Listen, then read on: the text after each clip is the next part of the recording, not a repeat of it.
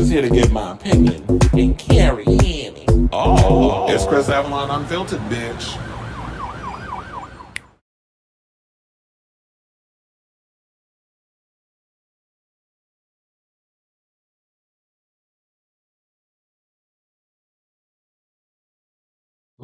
My bad. Hey, what's up, everybody? What's going on? It's your boy Chris Avalon, and welcome to a brand new episode of Chris Avalon Unfiltered, a show where we basically talk about all the latest celebrity news, headlines, all the things that's going on social media, what's trending, whenever it's out there and it's juicy and it's going down, we talk about it on this here show. So, before we get started, do yourselves a solid. I'm trying to do a multitude of things. Like I'm trying to post this all on Facebook, the live stream on Facebook and everything. So now that's there, that's done. Do yourselves a solid and hit that like button, that subscribe button, and the notification button, so that way you know when we go live with a brand new episode of Chris Avalon Unfiltered. I see that we have Sailor Mermaid in the building. Hey, hey. Oh, this shirt is actually this is Saphira Crystal's merch. So, Saphira's Crystal, who is killing it on RuPaul's Drag Race, and Sidebar, I think is gonna win. But yeah, this is actually her merch. I bought this because even though if I know people, whatever, I do contribute to the cause. Everybody need their coins, so I will buy your merch if we're cool. Like I don't expect free things from my friends or whatever. I do support my friends and all that other stuff. So when I was out in Philly, I was like, let me just buy a shirt to show my support and all other stuff. This cost me about I think 35. Yeah, it's a cute shirt. So I'm glad you like it because it was giving me a little Wakanda mixed with mixed with some drag. Oh, why are you Robert saying sorry about the late night J-Lo? Yeah, because you had me up late writing that story. But look, no worries. I'm not mad at the fact of you sending me the J-Lo story or whatever because it was good because now I've added it to the docket and child, I barely sleep as it is. Like I'd be grateful if I could at least get a good 8 hours, but I don't. I think I sleep maybe 4 to 5 hours tops, and that's always kind of in my brain because my brain is always going 5,000 miles a minute. But anyway, speaking of topics and things of that nature, we got a lot of topics to get to. So we're going to talk about Beyonce officially charting on country radio with Texas Hold'em. I'm going to give my thoughts about that. Plus, Sony Music is suing Whitney Houston, the film producer. Remember when they came out with that movie? I think it was called I Want to Dance with Somebody or something or another. I don't think a lot of people went and saw it, but they used her music and stuff for the film. And apparently, the producers did not pay for the music and they're being sued. So we also got, speaking of which, Bethenny Frankel is asserting her 2 cents in the drama regarding Kelly Rowland being a diva and walking off set of the Today Show. I have my thoughts. Plus, and then they dragged Jennifer Lopez into it. I got my whole thoughts. Speaking of Jennifer Lopez, apparently I know a lot of people are living for, the movie that came out on Prime Video is the number one thing over there right now. However, that album is flopping. And we're going to talk about that. And a lot of people calling the music mid, which I wasn't surprised because even though before the album came out, I had a lot of people in my comments talking about the album is a chop or that is going to be another flop for her. But anyway, so there's that. Plus, D.L. Hughley is talking about whether or not he wants to mend fences with Monique. He said, hell to the no. We're going to play that clip. Plus, speaking of people who keep putting their foot in their mouth, Kelly Osbourne is calling people who use Ozempic. She said that people who have a problem with it is because they can't afford it. Talk about a bitch out of touch, per usual, like her damn mother. Chris Brown is opening up and saying that he was disinvited from the NBA Celebrity All-Star Weekend game. He believes, and a lot of people believe it has to do with his past with beating on Rihanna and all that other stuff. So we're going to talk about that. Plus, NeNe leaks. There's tea telling that she may not be returning to Real Housewives of Atlanta season 16 after suing them over the racism allegations. Plus, the Color Purple actress Aunjanue Ellis-Taylor is calling out her own film for erasing the queer romance between Celie and Suge. We're going to talk about it because I actually watched The Color Purple last night. So now I've seen the movie, I can talk about it. Then we're going to talk about Rachel Dolezal because apparently, she's been doing the OnlyFans and she's also a school teacher. She was fired because she out here showing her cootie cat all over social media and they don't want her around the children. So we're going to talk about that. Plus, child, I know y'all seen the photo that I got up because that's probably what dragged a lot of people in. Apparently, there was two male subway surfers caught having sex on top of a moving New York City train. I'm about to snitch because I'm gonna tell y'all who the fuck it is. So, I mean, it ain't like I'm gonna really be snitching because if you are of the LGBT, well, of the gay persuasion, and you live in New York and you've seen their content and you know what they provide, you already know who it is. But I don't care. I'm a snitch, and I'm gonna tell y'all. But anyway, so like I stated before, do yourselves a favor, hit that like button, that subscribe button, that notification button, so that way you'll know when we go live with a brand new episode of Chris Avalon Unfiltered and all that good stuff. So without further ado, I don't want to keep y'all waiting any longer. Let's get right into these topics, and then y'all can come out and jump in to the comments. Apparently, they do have a death wish, but yeah, I'm definitely gonna get my opinions and stuff on that. So our first topic, let's give a huge congratulations to Beyoncé for her latest single, Texas Hold'em, landing her on the Billboard Country Airplay chart for the first time in her career. Now, superstar Beyoncé made a surprise announcement, as y'all know, during the Super Bowl on February 11th, releasing two tracks noticeably different in sound and from the bulk of her catalog, Texas Hold'em and 16 Carriages. The former is officially being promoted to country radio, as announced in a Columbia Nashville email to stations February 14th at 11 a.m. Eastern Time, and arrives as Beyonce's first entry in on Billboard's Country Airplay chart, which was dated February 24th, starting at number 54 with 1.1 million in audience via 100 stations at the format in the tracking week ending February 15th. The Country Airplay survey reflects audience impressions on early 150 U.S. country radio stations as monitored by Mediabase and provided to Billboard by Luminate or Luminate. Why when I hear Luminate, I think of Dula Pete. I do. But anyway, so they said we immediately added it in a sub power rotation, which is where we put top trending new music. This is what Alpha Media owned KBAY, San Jose, California program director Bo Matthews tells Billboard of Texas Hold'em. I wanted people to hear it. One of the biggest artists in the world delivered a great country record for us to have fun with, and the song is really good. We are in the business of creating excitement for our listeners and embracing the moment. Plus, there is plenty of room for great artists, even from other genres. It's a big country tent. I totally agree with that. But I know a lot of people out here is mad because Beyonce is jumping into the country music space, which I don't understand because I'm tired of having this conversation. But I guess we're gonna have to beat it into y'all heads until y'all get it that black people, we created country music. Like our ancestors, like a lot of it is rooted in blues, a lot of it is rooted in folk, a lot of it is rooted in those things. When they went in those houses in the back on the plantation, was strumming their pain with them fingers.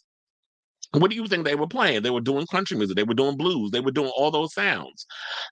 So I don't understand why people's getting all bent out of shape. Now, as far as the song goes, I do feel like 16 Characters feels more like vocally, she sounds more country than Texas Hold'em. Texas Hold'em, in my opinion, is a little too on the nose. And to me, it feels like Beyonce is playing country cosplay. But I get what she's doing. Those are the songs that's getting people riled up and getting people interested in seeing what she's got to offer. So, in regards of Beyonce and that album as a whole, my thing is, I'm just curious to hear what what the album is gonna bring. What does it sound like? Like I told you, I'm gonna give it a gander. I'm gonna listen and see what she's offering. And I feel this way: if y'all can sit up here and be quick to embrace Taylor Swift from going from country to pop, then y'all can embrace Beyonce going from R&B, hip hop, pop to fucking country. So I do not like the idea that people think that only black people need to just stick to one genre and white people are the only artists out here that are allowed to explore and try different genres and play around in different, you know, sandboxes. To me, as an art, like I'm someone who's creative and an artist and stuff as well. So I feel like if I want to genre hop and I want to try different things and I want to do different things, then I should be allowed. I should be able to do it. Not allowed because I shouldn't have to ask for permission to do any fucking thing, especially if I'm grown. But I feel like that people should be able to, let me change the narrative, should be able to explore different genres. If it works, at least if that's great. If it doesn't work, at least she took a risk. Unlike Jennifer Lopez, who I don't feel like took a risk at all with this new album. But we're gonna get into that. But I appreciate the fact that Beyonce is taking at her stature, she's like, you know what, I don't need to prove all the things that I need to prove anymore. Like I'm at a point in my career where I've done the pop, and I've done the R&B, and I've done the hip hop and stuff. And I hope after this whole Renaissance era is over that she does kind of reclaim R&B and really get R&B back where it needs to. Because I'm not really featuring a lot of this R&B that's coming out, but I do hope that she kind of she goes back to the after Renaissance Act 3, which is supposed to be rock. Which I'm guessing she's gonna be channeling her in a Tina Turner when she do that one. So I say all this to say, good luck to you, Beyonce. And it also says, I want to see what chart did it say. So it says Texas Hold'em opens at number 38 on Pop Airplay, which it plays on 98 chart. Reporters translating to 1.3 million audience impressions. Um,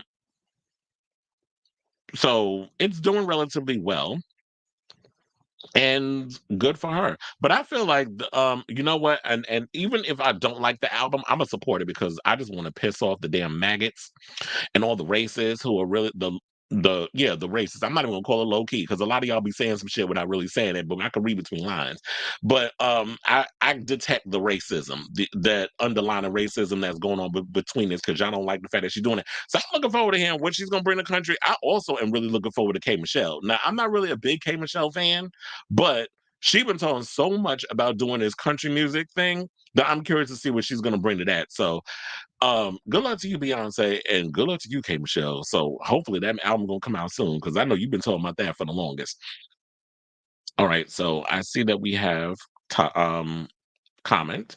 Taylor said exactly white and other non-black people are allowed to be like chameleons to adapt and expand their options, but God forbid we do the same. We get screwed. Exactly, because it's sort of like they want you to stay in your place when it comes to the type of music that you should be able to do and you should be able to explore. And the good thing about Beyonce is she is one of the most significant and most powerful people in the music business right now. So she can do whatever the hell she wants and they can't tell her shit.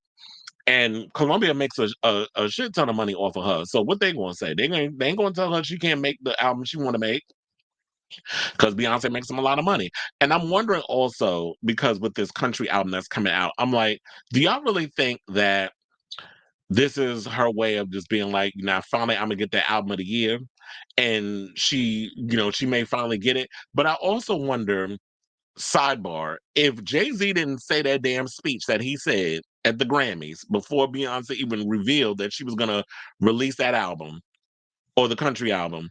Do y'all think he may have hurt her chances of getting the album of the year Grammy because he went on this little rant about it doesn't make sense that Beyonce has 32 or 33 Grammys and never won album of the year? Like for me, I feel like if that's your main goal, that you just want to run around and try to win awards and all that other stuff, then I feel like you in the business for the wrong reasons. It shouldn't be about like collecting a shelf top to bottom of awards. It should be about I'm an artist and I'm sensitive about my. I don't know. I just want to channel Erica Badu for a second.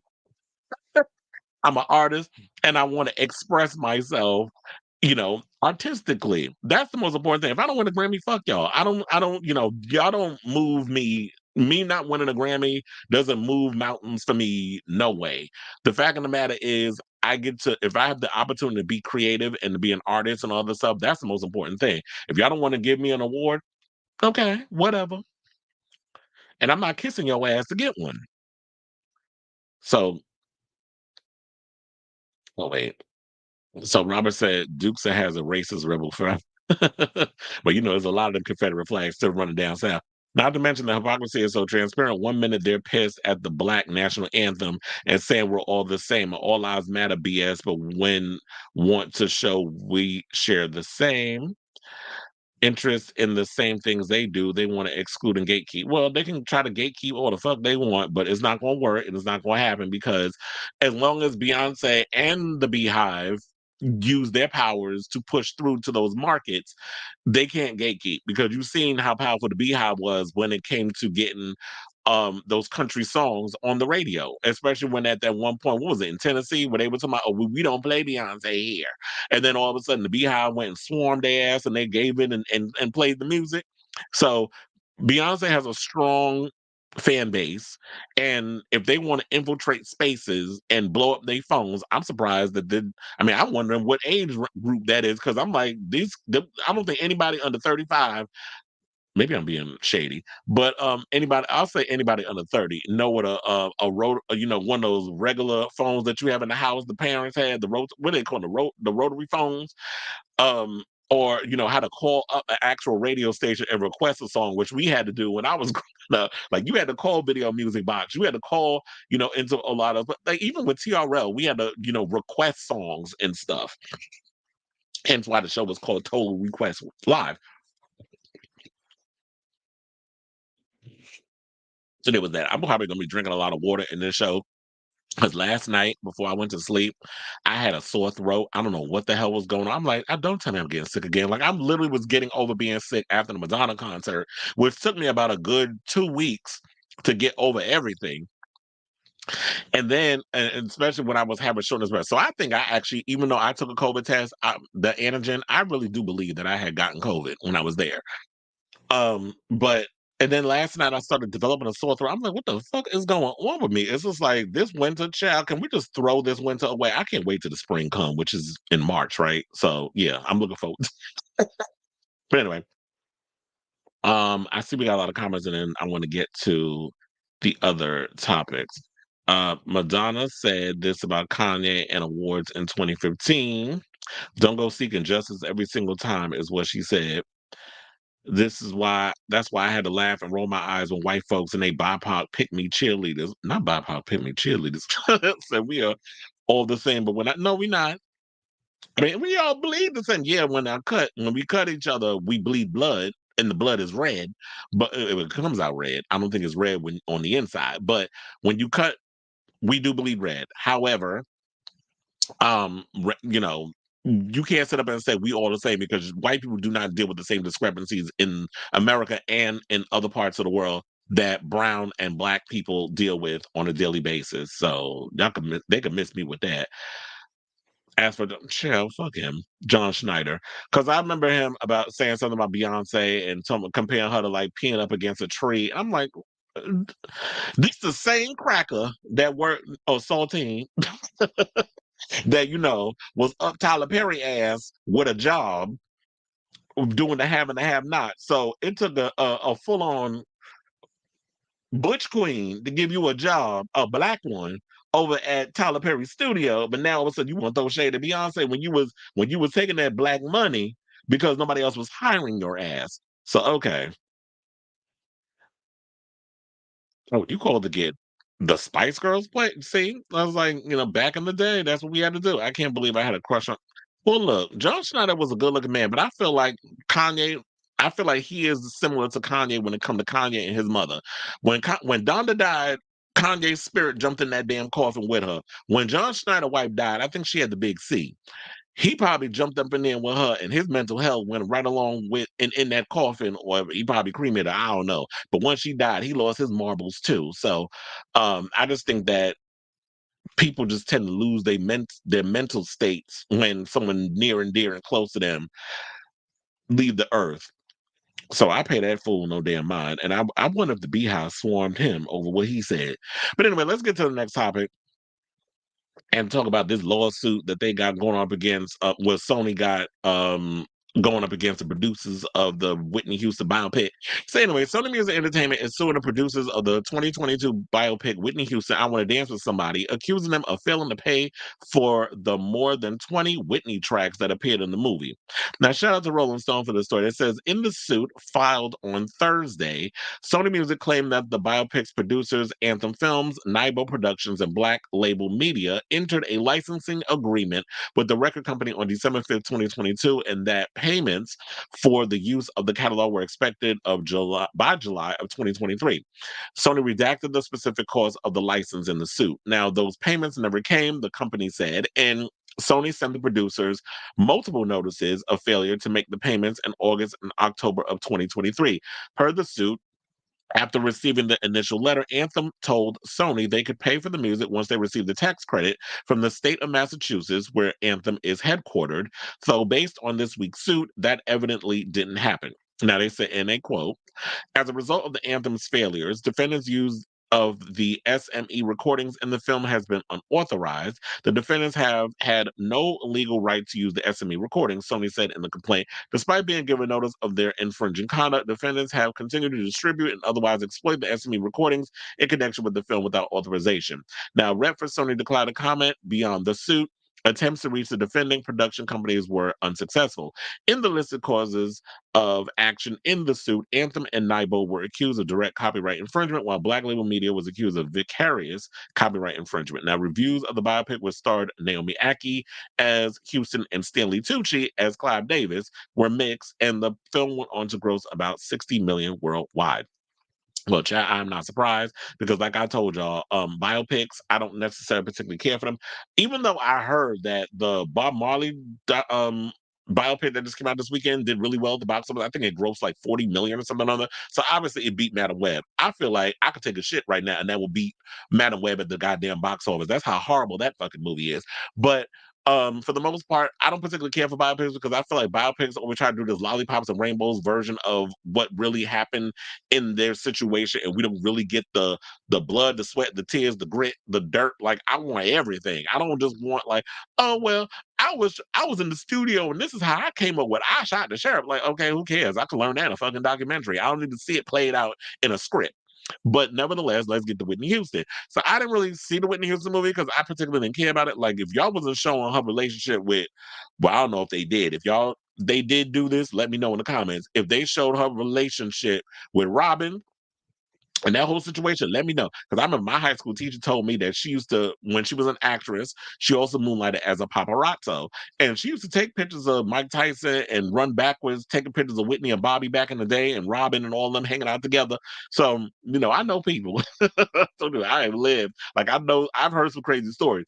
But yeah, so and I wonder about this now because of this whole lawsuit thing. Are they going to pull like sometimes like I'll use for example Queer as Folk. If you watch the Queer as Folk DVD, which I have all the box sets, you hear the original music on the film, I mean on the show, but when you listen to if you watch it on a streaming service like Paramount Plus, they changed up the music.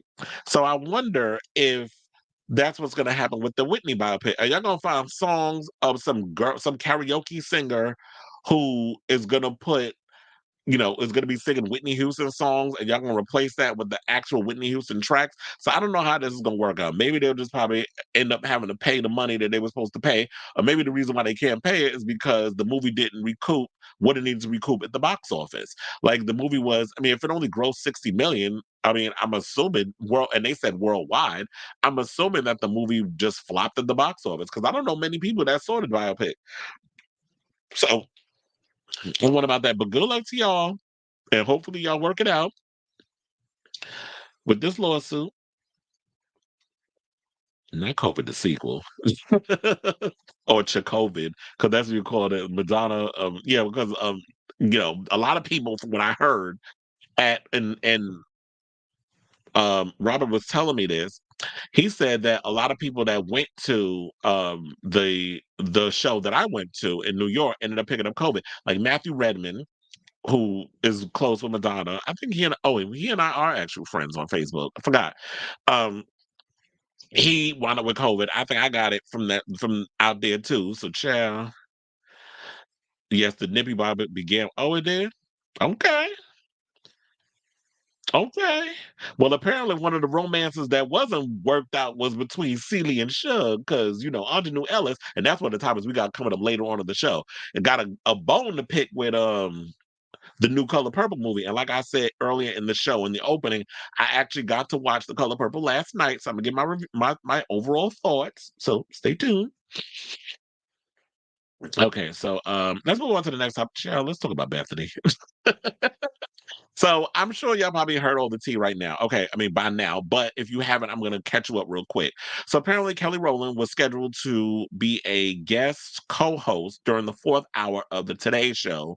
I believe she was also a guest, as in she was being interviewed because she has a movie. I don't know if it's out or if it's coming out because I haven't seen anything about it. But she did a movie for Tyler Perry that's supposed to be on Netflix.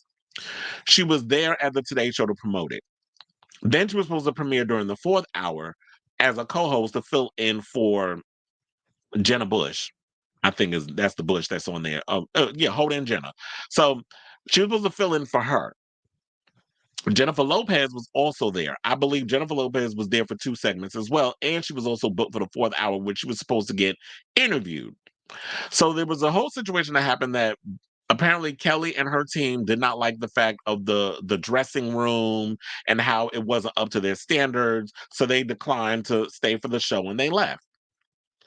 I always wondered, I was like, there's got to be more to the story because everybody else got they 2 cents. Everybody's coming out talking all this other mess, and Kelly is not coming out to defend herself and say what needs to be said. And I really feel like she needs to get ahead of this because this is highly, in my opinion, highly unusual. We have never heard anything about Kelly being a diva, Kelly being rude, Kelly walking off sets and things of that nature. And I did read something from Lonnie Love where she implied that she should have gotten the bigger dressing room than Jennifer Lopez. Jennifer Lopez was only there for like a segment. So the fact of the matter is, y'all trying to play. So in so many words, what was implied, y'all trying to play in Kelly's face because Kelly is no Beyonce, even though Jennifer Lopez be trying to model her entire career trying to be Beyonce and is failing at it. But overall, um, the gag is the fact that y'all continue to treat Kelly like she the ugly stepsister, and if it was Beyonce, y'all definitely wouldn't have put her in that little ass room. Now I get that it's filmed out of an old building. I get that because in New York, everything is shaped like a goddamn walk-in closet. A lot of these buildings are over 100 years old. A lot of the rooms and stuff are really small. So I get it. And then on top of that, you're not going to be spending your whole time in the dressing room. The dressing room should only be, okay, your makeup artist, your stylist, whoever, come in there, put the clothes on, you beat your face, and then you need to go up on set and, you know, do your thing in front of the camera next to Hoda. So I feel like she needs to get ahead of this. So now Bethenny Frankel opted to assert herself into the conversation and give her 2 cents. Now I do want to play all that clip so that way you can hear what she had to say, and then we'll come back as a class and give our opinions as well. Kelly Rowland walked off the set of the Today Show because the dressing room wasn't up to par. She was co-hosting with Hoda, and it wasn't it. I've co-hosted with Hoda, and I've arrived there, and the makeup area that you touch up in is often a drop cloth, like a black drop cloth. And then your dressing room is the size of a closet, and you're trying to fit all your people in the clown car. And you know what? You're so excited. You're so gracious. You're co-hosting on the Today Show, an institution in entertainment, a news organization that is not about fancy dressing rooms. The makeup area is completely communal. The food is like grab a croissant and some plastic and pray for the best. And it's just not what that's about. And it's an honor to be there and to sit down with Hoda. And that was not the moment for diva expectations.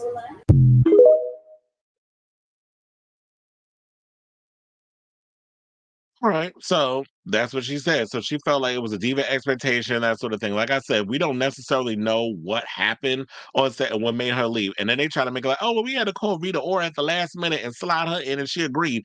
Rita Ora was already scheduled to be a part of the show. So with them bringing her on to co-host, that wasn't some, oh, Rita just so happened to be in town. And then we had to call, girl, what you doing?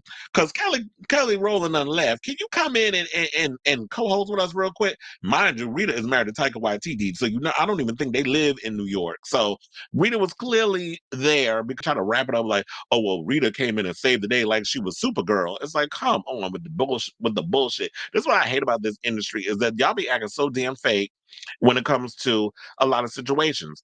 Now, maybe I don't know. I don't think Jennifer Lopez is at fault. I think that maybe they want to, it's a bunch of misogynists or whatever. They want to start a beef between two women. I feel like there is way more to the story that we're not hearing. And I get it. It's like, but Bethany cannot sit and compare her situation to what Kelly Rowland is going through because, first of all, Bethany, yeah, you're a big mogul or whatever, and you managed to turn Skinny Girl into this big empire. But you are not a talent in the same as a Kelly Rowland or whatever the case is. And yeah, it is an honor to be on a show like the Today Show because it puts eyes on you on a larger audience, especially the type of people that watch those shows in the morning. That's like Middle America. It's like, you know, older people, they're the ones that's sitting there watching. And even in New York, there's like regular people that just got the TV on the background, ready to go to work, or you work in an office building and the receptionist got the TV on and the Today Show is playing in the background. Like those are the type of places that or the doctor's office, they got it on. Like those are the type of people that are sitting there watching that show, and then that'll get people interested in Kelly Rowland. So yeah, that would open up a bigger audience for her. But like I said, I feel like there's way more to the story that we don't know. And I just feel like we just need to wait, and hopefully we'll hear from Kelly. But I feel like Kelly is just one of those girls. She's way too polished and professional to even want to address this situation. But sometimes you got to defend your honor, because now everybody's gonna be thinking you got this reputation that, oh, if my dressing room isn't like the size of a penthouse in the deluxe apartment in the sky, then I'm not coming to do your show. And Jennifer Lopez was given a whole green room, to like a big green room to set her stuff up. So all these women come with big glam squads and entourages and stuff, even though I don't think people should be walking around with this many people. But if you got your assistant, your makeup person, your hair person, your stylist, and you have all these, and then you have other people coming with you to help you with stuff, then those people should be accommodated. But Kelly has been on the Today Show numerous times, so I know she knows what's up. So I feel like something else was going on. Y'all was doing some shady shit behind the scenes that we haven't heard, and I feel like Kelly definitely needs to come out and say something. And hopefully she does, via on social media, or the next time she pops up somewhere to do an interview, somebody asks her the question. Unless she had one of them assistants or a publicist to be like, no, don't ask her the question about that, because I would hate that. I feel like this is the time where you need to defend yourself. So hopefully it comes out and we work it out and we know what we find out what the true tea is. And Bethenny, on many times I'll be with you, but this you need to stay out of. Rose says, Bethany, stay trying to put black women in a place. If the Crypt Keeper don't go and sit her ass down somewhere and mind her damn business and stop asserting herself in conversations that ain't got shit to do with her. But anyway, so let's move on to our next topic, and let's talk about J-Lo's This Is Me era. So child, the people was reading her over this. Now I did see on Twitter and stuff that there was some overall positive comments that people are liking the album, people are loving it, but apparently them numbers say otherwise. So it says J-Lo's latest album was supposed to be the musical comeback fans were hoping for. However, critics have blasted her new album and This Is Me Now a Love Story. And film This Is Me Now a Love Story as a $20 million self-financed and resolutely painfully autobiographical vanity project. I know I was gonna mess that up because that was a mouthful. Is it a $20 million self-financed and resolutely, painfully autobiographical vanity project? So J-Lo, who's 54, dropped her ambitious project alongside a giant press tour to record low numbers. The 16-track LP has features like rapper Lotto. I think Anuel is on there too, from what I heard, and marks her first full-length album in a decade. Meanwhile, the film to go alongside it features a host of famous faces in fun cameo roles, including a blurred-out Ben Affleck, Post Malone, Keke Palmer, Sofia Vergara, Fat Joe, Jane Fonda is in it. Neil deGrasse Tyson's in it. Kim Petras is in it. So she got a lot of people up in this damn movie. The high production value flick has a full storyline inspired by J-Lo's life, as the songs from the album are woven around it. Unfortunately, none of this could save J-Lo's comeback from shockingly low reception upon its debut. Now, on Spotify, many other tracks have not surpassed 40,000 streams and lacks any chart-topping singles aside from Can't Get Enough, which has 4 million streams. After that, the drop-off is huge, and no other song on the album is crossing 1 million streams. Well, I could have told you that because them songs is boring. Now, on the visual album, The Guardian wrote, "It's not the act of raw honesty it thinks it is. And it's certainly not a successful visual album. Lopez's new songs all sound hopelessly middle of the road." And I was going to say that, like, listen to the songs, they do sound mid. And I'm tired of people coming on social media and saying to me, when I've been writing these articles and posting things about Jennifer Lopez and this flop era, the first thing they come out and they be like, but she's throwing it back to like the songs of 2002. I'm like, bitch, I know that. First of all, I lived in 2002, so I know what the music sound like. I was around during that year. However, that sound is dated. Nobody is going traveling back to 2002 for inspiration. Like now, the kids are out here looking at, house music is now becoming the big thing, and dance music, and like 80s vibes and 90s house music and all that other stuff. People ain't out here trying to listen to a 2002, R&B album produced by Murder Inc. with Ashanti vocals over it. Like, that's not what people are out here trying to hear. Now, if y'all want to travel back to 2002, y'all go ahead and do that, and you go and listen to This Is Me Then. But it just feels like, where is the growth? Where is the trend? Like, there's no, you didn't take, I feel like she didn't take no risk with them. You look back instead of looking forward. And when we have people like Beyonce and Lady Gaga and Madonna and so many others, the big icons is out here taking risks with their career. When you have someone of Jennifer Lopez at her stature, there's high expectations that comes with that image. And I love the fact that, at points in the movie, she got vulnerable and she showed some vulnerability and other stuff. But I just felt like lyrically and sonically, everything about this era is about as deep as a pond. So on the album itself, the X page Pop Stuff posted Jennifer Lopez's comeback album This Is Me Now debuted with 14K streams on Spotify. It became the lowest debuting album by any main pop artist in the history on the platform. One fan commented, "Her career is over. Why is she flopping like I'm genuinely concerned?" That's shady. Another wrote, "This is insanely embarrassing. OMG." A third wrote, "Our fave J Loot is so over. This is embarrassing." Bye, wrote a fourth. The album comes 22 years after she released This Is Me Then, her third studio album. And they were trying to say it was based off her debut. I said, no, it was not based off of On the 6th. This album is a sequel of sorts to This Is Me Then, which was her third album. It had nothing to do with the first album. Because the first album had a mixture of things. It had Latin rhythms and inspirations. It had those R&B songs. It had those pop songs. It had those dance songs. So Jennifer Lopez was playing around in different genres. And there was a lot of Latin inspiration, and there's none of that on this record. I feel like she should have leaned into that. Like, to me, Jennifer Lopez's strength has always been up-tempo tracks like Dance Again and On the Floor. She should have gone more into the whole Latin music space, especially with Latin music being so successful and crossing over without Latin artists having to compromise their sound, particularly when you listen to a Karol G who just won a Grammy, her first Grammy. You got Bad Bunny, you got some of these other artists out here who's playing in that space. She should have leaned more into that. But she wanted to record a 16-track entire full album about, Ben Affleck. I'm like, now, don't get me wrong. I love the fact that people want to get personable. Taylor Swift made a whole career out of doing it and telling her business and being all about her relationships. And if you want to do maybe 2, maybe 3 tops songs about your relationships and all the other stuff, or who you're in love with, but nobody wants a full album about you and Ben Affleck. And then she was talking about she was based on them. She based everything. The inspiration came from the love letters, and there was a love letter. One of the love letters, and I'm paraphrasing. It said, "Oh, I know you love a lot of flowers. I got you a lot of flowers.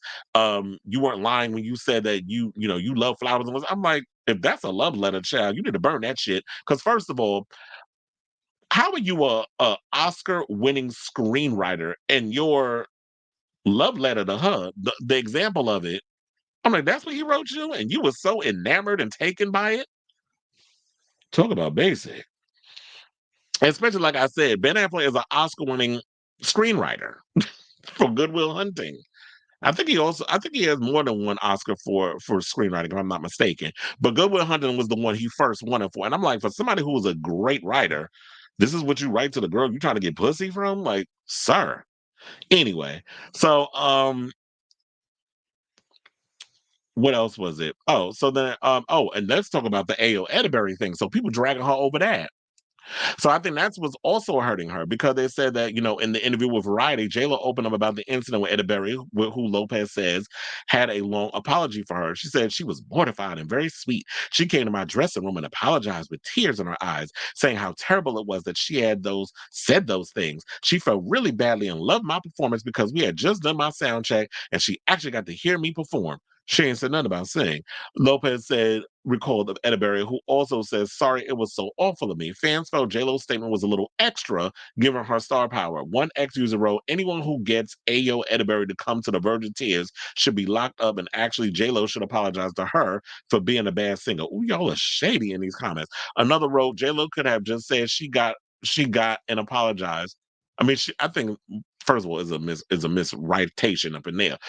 Basically, what they said is she should just basically apologize to her over what she said, not all this extra ish. Now, last month, J-Lo released a music video, Can't Get Enough. In the music video, she sings about her love for her husband, blah, blah, blah, so on and so forth. She also talks about her sex life with the husband in the lyrics. And I feel like it's funny because people getting all bent out of shape talking about, I mean, I've been reading like the mainstream magazines or blogs or whatever, the ones that only like to talk about the mainstream artists like the Taylor Swifts and the Beyoncés and the Rihannas and stuff. Y'all don't want to talk about the lower hanging fruit. Y'all only want to talk about basic ass A-listers, which is why a lot of these blogs, these mainstream blogs, like are a lot of y'all are falling by the wayside. But anyway, so a lot of them was basically saying like, "Oh my god," because she has a song on her album, and they play it at the end of the movie, where she's talking about Ben Affleck sliding up in her and her riding the meat. And I'm like, child, y'all really think that's vulgar? Have you heard Slut Pop, the Miami, the new one that Kim Petras, like she talking about she want whale dick. You think that's vulgar? Have you ever heard Peaches music? She be on stage sucking dildos. Like, come on now, this shit is tame compared to the artists I be listening to and paying attention to. What about Cupcake? Have you heard her stuff? But anyway, so overall, here's my opinion. I thought the album was boring, and the subject matter showcased in the Prime Video film was about as deep as a pond. Now, to me, it felt like she was playing victim in regards to her relationships, where it was always the men who she got with that with a problem. Now, once she seeks therapy, learns to love herself, and embraces her inner child after singing and dancing in the rain like a Puerto Rican Fred Astaire, the right man of the moment all of a sudden falls into her lap, and she lives happily ever after like some Disney fairy tale written by the writers of Morbius and Madam Web. Now, the true gag will be if we actually get the true tea from the unmentioned men she shaded in the film, like Mark, Ohani, Chris, A-Rod, Drake, Casper, and the countless others she played relationship hopscotch with throughout her career. And child, I totally forgot because there was the story that came out because I was doing research on it. Child, did y'all know that the reason why her and Casper broke up because she caught him sexting trans models, two of them. Bitch, I gagged when I read that.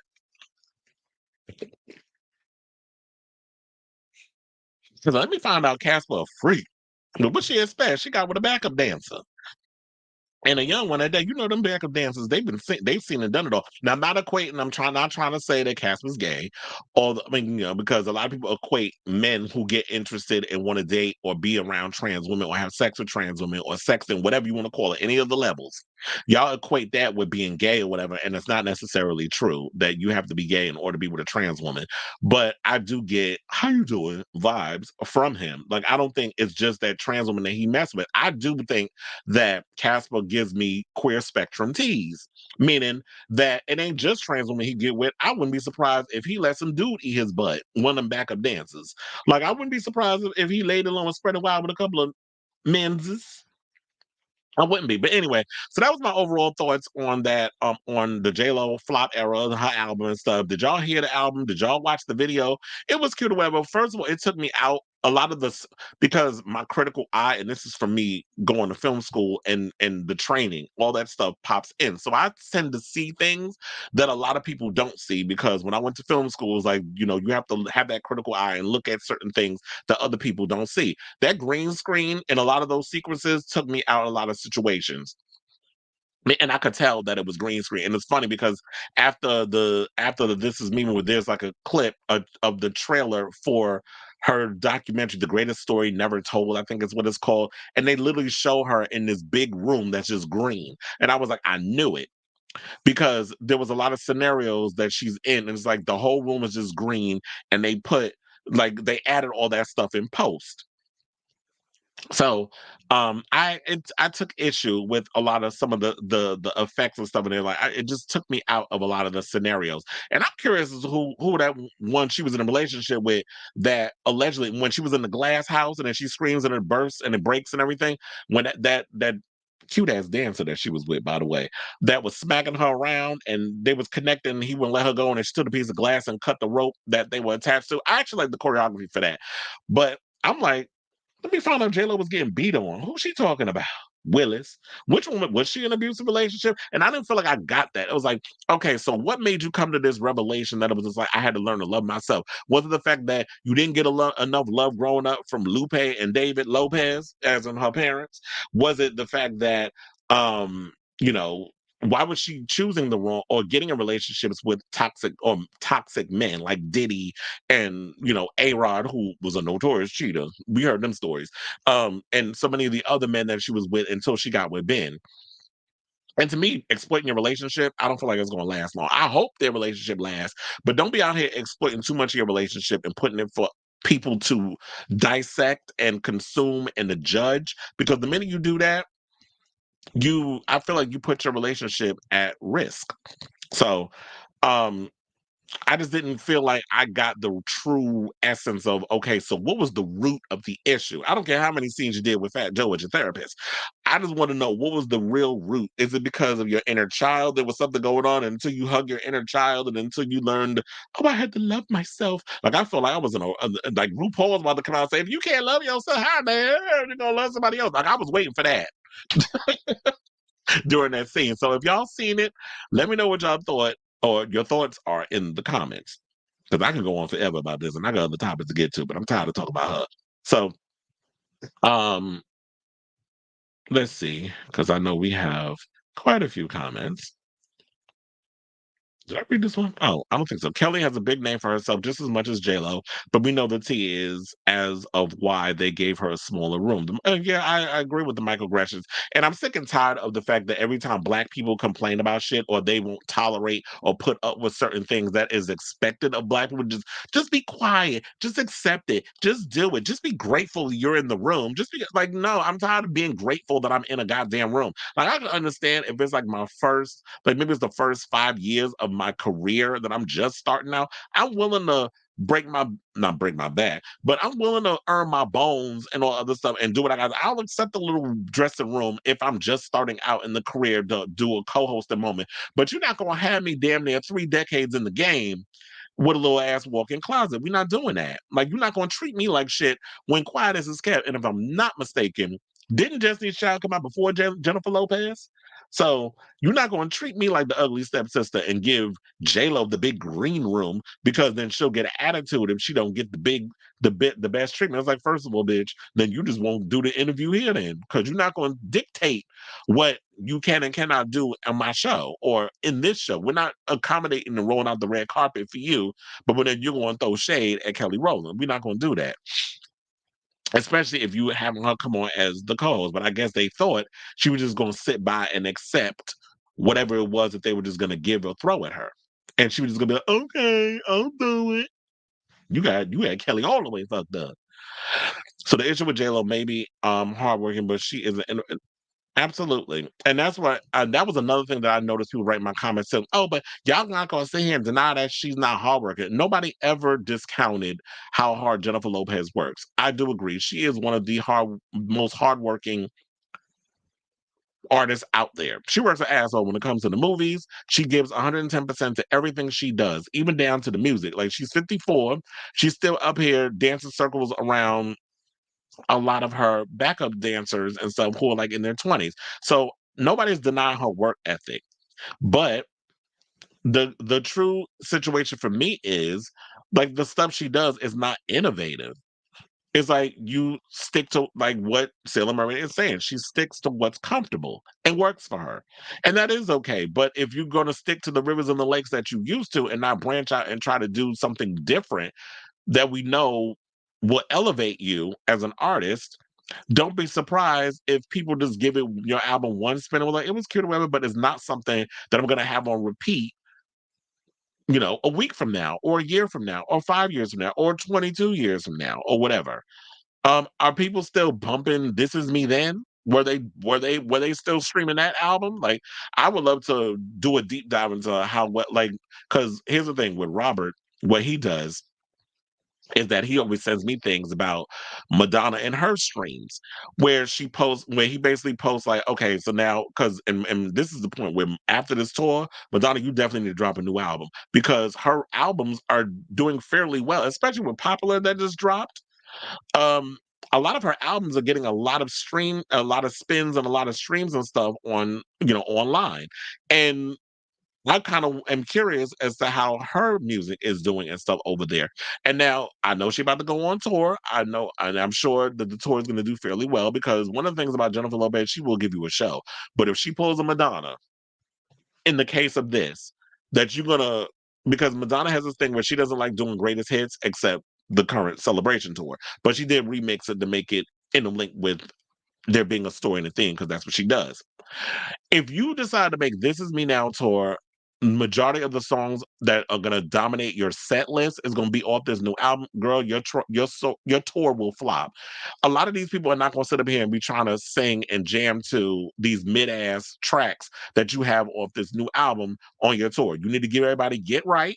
You need to give Let's Get Loud. You need to give them the hits, but weave those newer songs in there and do very few of them. Don't put too much, because I don't feel like your fans that are there are going to want to hear those songs. Because I remember when I was at the Madonna concert, when she would do songs like Die Another Day or whatever the case was, I did notice a lot of people sat down during those segments. They were up on their feet when she did, the bigger hits, like Open Your Heart and all that other, like when she did like a lot of her big 80s hits and all other stuff, everybody was on their feet having a good old time.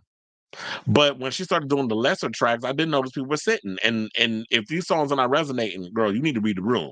And I think that's the problem with Jennifer Lopez. She's so in her bubble that she doesn't read the room. It's like, girl, you need to step outside of yourself, and we got to be a realist. And you need to realize these people ain't featuring these songs. They're not here to hear those.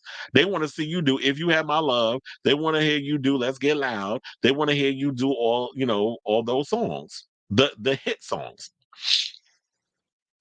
All right, so Rose says, I watched the visual yesterday. It was all right, but very confusing, since she says on every interview that it's not autobiographical. Like, huh? Agreed.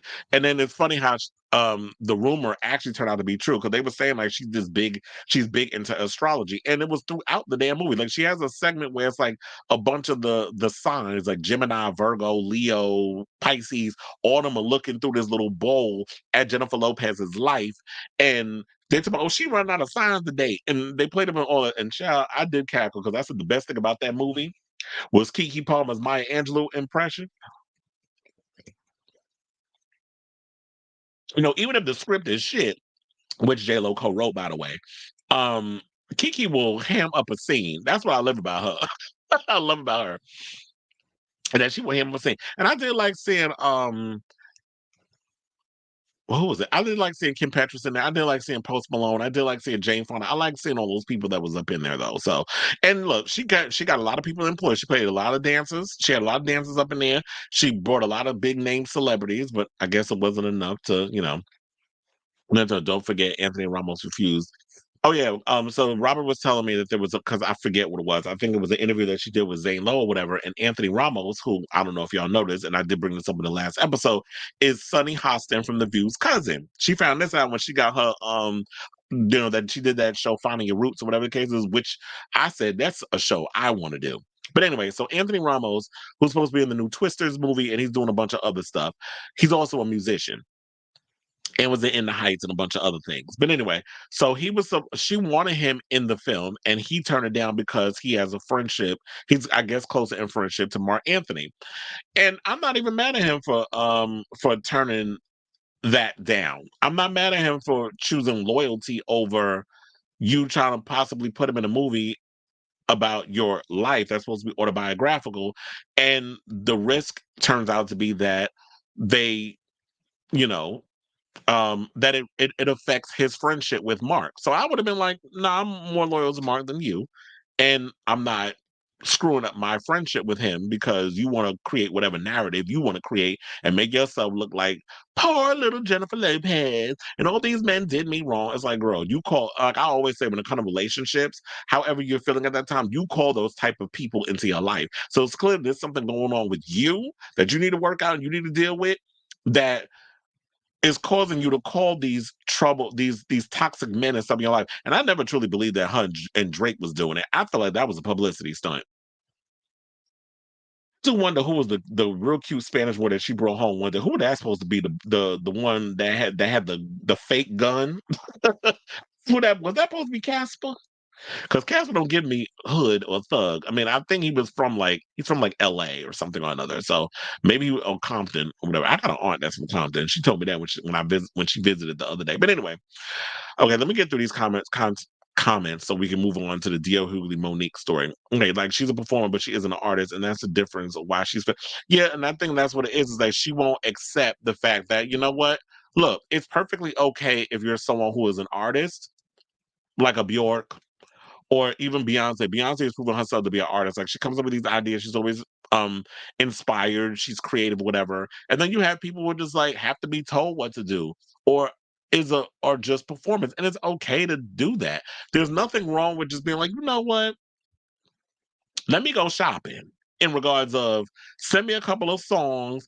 If they sound cute, if they sound good, I'ma listen and I'm gonna re-record the songs and make it my own and change a couple of words and work on that. But Jennifer Lopez be acting like she do be acting like she like this big artist, whatever. It's like it's nothing wrong with just being a vessel and just getting out there and giving the fans what they want and singing them damn songs. But I did say so far, two of the most disappointing albums this year for me in February, her record and the new Usher album. I just thought the new Usher album, I was like, what is this? Like it was all over the place. It lacked cohesion. There was maybe 3 songs on that album that I thought was actually good, but it is definitely a skip for me. I don't know. I hope this relationship lasts. Ben always, yeah, he does. He always looks like he's miserable. He's drained. Somebody said that album, the subject matter of that album is about as thin as them Dunkin' Donuts drinks that Ben be drinking. So damn. Mark and Anthony Ramos are allegedly.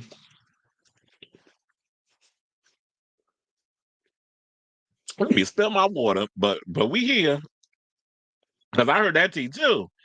Oh, Daniel McGarrett go, hey, say I want to see this. Oh, you can if you got Prime Video.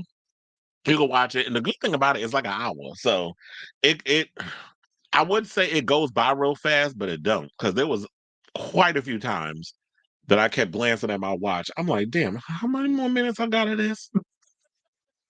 Literally, I kid you not, that was me. I like when I start looking at my watch, I get antsy.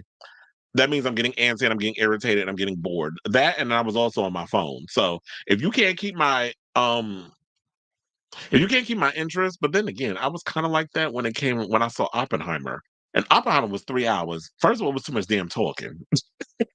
I did watch Oppenheimer last night too. So I was on my phone with that. So maybe I don't know, maybe it's my attention span. Like you really have to capture my attention in order for me to like really focus. And while Oppenheimer was good, child, it was just too much damn talking in that movie. But Christopher Nolan is such an auteur. He's a genius. It's like whatever, child. And then Daniel says, I agree on Usher. Yeah, I was not feeling it. Like I felt like the cohesion of that album mimicked the cohesion of his Super Bowl performance. And his Super Bowl performance was not in my top 5. Like Usher definitely gives a show. He's definitely a showman. Like Jennifer Lopez is a showgirl. But when it comes down to the actual, like when you listen to an album, I need to be taken on a journey. And it was just like the album lacked an identity. It was just all over the place. I don't think he knew what he was doing or could figure out what. I think he was just trying to check every box and probably pander and cater to the younger audience. And this seems like that's the thing that a lot of these older legacy acts start doing. That the minute y'all get to a place where y'all have hit a plateau, the first thing I'll do is, oh well, I was listening. My kids were giving me inspiration, or I was letting my kids pick the song. I'm like, no, if they don't know nothing about the business, I'm not allowing my children in a room to be like, oh yeah, that's a hot song. That's about no. So first of all, a lot of y'all attention span don't last a minute and a half, which is why a lot of these fucking songs be lasting. Be so damn short. There's a song on Kim Petras' album that's not even 2 minutes. I'm like, damn, how many times I gotta keep listening I had to listen to that song multiple times just to get it. Like, I hate why do y'all make songs so damn short? It's so annoying. Like you don't even have to rely on TikTok with doing that shit anymore because TikTok videos can be 10 minutes now. So it's okay. Y'all can make a song that's 5 minutes long. But anyway, and then Miss Tara D says, good afternoon. How you doing? Good afternoon. All right, so let's get to DL Hughley. So y'all already know the clip about DL going in on Monique and that sort of thing, where she threw shade at him. where he threw shade. Well, she threw shade at him first. Then, because she went on Club Shay Shay and said some stuff. Then he responded and was like, "How you talking about you love your sweet babies and you love us for real when your own kids don't love you," and a whole bunch of other stuff. We played the clip in the last episode. I don't want to rephrase it. I mean, I don't want to replay it here. Y'all pretty much got the gist. I was like, "Ooh, that was a read." Like, he ran her down to the ground. Like, I can't lie. Like, I ain't gonna hold you. He definitely ran her ass down to the ground with that. So I had no idea that she had, outside of her daddy husband, that she had other children. She got 2 other kids besides these twins that she got with her daddy husband. So I didn't know that she had another son. Now, he went on, after she said what she said, he went on social media, on TikTok, I believe, and did a video and was talking about his relationship with his mother and how he doesn't want all the material things, even though he does give it, she gave it to him, she appreciated it, but they haven't spoken in 3 years. And then she tried to gaslight the situation by her and daddy going on Instagram Live and saying they piece, when I'm like, sis, you need to just call up your damn son and y'all need to deal with this. And why is your fucking husband sitting next to you speaking for you when you need to be on the phone talking to your own child? He went on social media and said what he said because you went on an interview and started speaking about him. So he has every right to go on social media and speak about his experiences. Now, another thing that pissed me off was about some of you fucking bitches on social media, and y'all know who the fuck y'all are, pissed me off because y'all went in and started talking about, oh, he's zesty. Oh, he did. And I'm tired of y'all weaponizing and calling him gay or calling him zesty or calling him sassy and all them other fucking fighting words, because I be ready to windmill a bitch when y'all be saying that shit. Whenever y'all want to call people that stuff, because it's basically it's another word of calling somebody the F word. It's another way of y'all trying to slur somebody and call them gay because a man is being emotional and a man is expressing himself over the grievances he has and the horrible relationship he has with his damn mother. But then y'all wondering why a lot of y'all boys is out, but y'all will go out and y'all will embrace your little sons, your fucked up kids, when they out here beating up people, ending up in jail for homicide, and when they get out of jail, y'all want to throw them a fucking party. Like, baby's home. I'm like, get the fuck off my line with that bullshit. See, I want to sit and praise a child when they out here all fucked up in the head, because you want to allow them to express themselves and teeter and put out their emotions. Because I'm gonna say what I'm gonna say regardless. Like, I was glad that I grew up in a household. My mother was like, you could express yourself, like you could be emotional and it's okay to cry and all this stuff. But I've always heard people be like, no, you need to man up. How you gonna tell a 5-year-old boy to man up? He's not a fucking man. If he ain't got hair on his goddamn balls, he's not a goddamn man. So the way some of y'all be raising y'all kids, that shit just be like, I just don't understand it. So I don't like the idea of y'all being so quick to call a child zesty or to call somebody, all these other words because they're bearing emotion. Men should be allowed to express their emotions just as much as a woman does. And that doesn't make you less of a man if you do it. So we need to nip that shit in the bud. So anyway, he was asked, as in Dio, was stopped by the TMZ cameras and was asked if he would be willing to squash his beef with Monique. And here's what he said. So what I want to do is, because after I went on that damn rant, because I know that shit pisses me off. I hate when people just be out here just throwing shade at kids boys, because y'all be acting like they not allowed to show emotion. So yeah, so he went on TMZ and here's what he said. Have you spoken to Monique recently? I mean, I just got to put it out there. Would you be willing to kind of sit down with her on Club Shay Shay and kind of have a conversation? I would never go on Club Shay Shay. And no, I haven't spoken to Monique. I think we've said all we need to say. Would I have you? nothing to say to her at all. Do you regret anything that was said on your behalf? Not one thing. So you guys are good. Can't see a reconciliation. Do you see it? There's nothing. I don't even know why there would be a need to be one. She said what she said. I said what I said. We're grown people. We don't have to be in the same space. But I think that the idea that people need to reconcile when they obviously are never going to see things out of eyes is a bit of a fallacy. Thank you, sir. Thank you. Well, so he basically said what he said. Oh, let me close this because now all of a sudden everything is opening.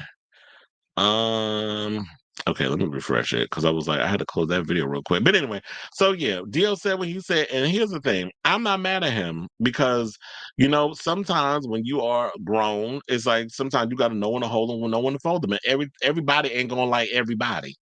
Like, I don't like, there's a lot of people I don't like.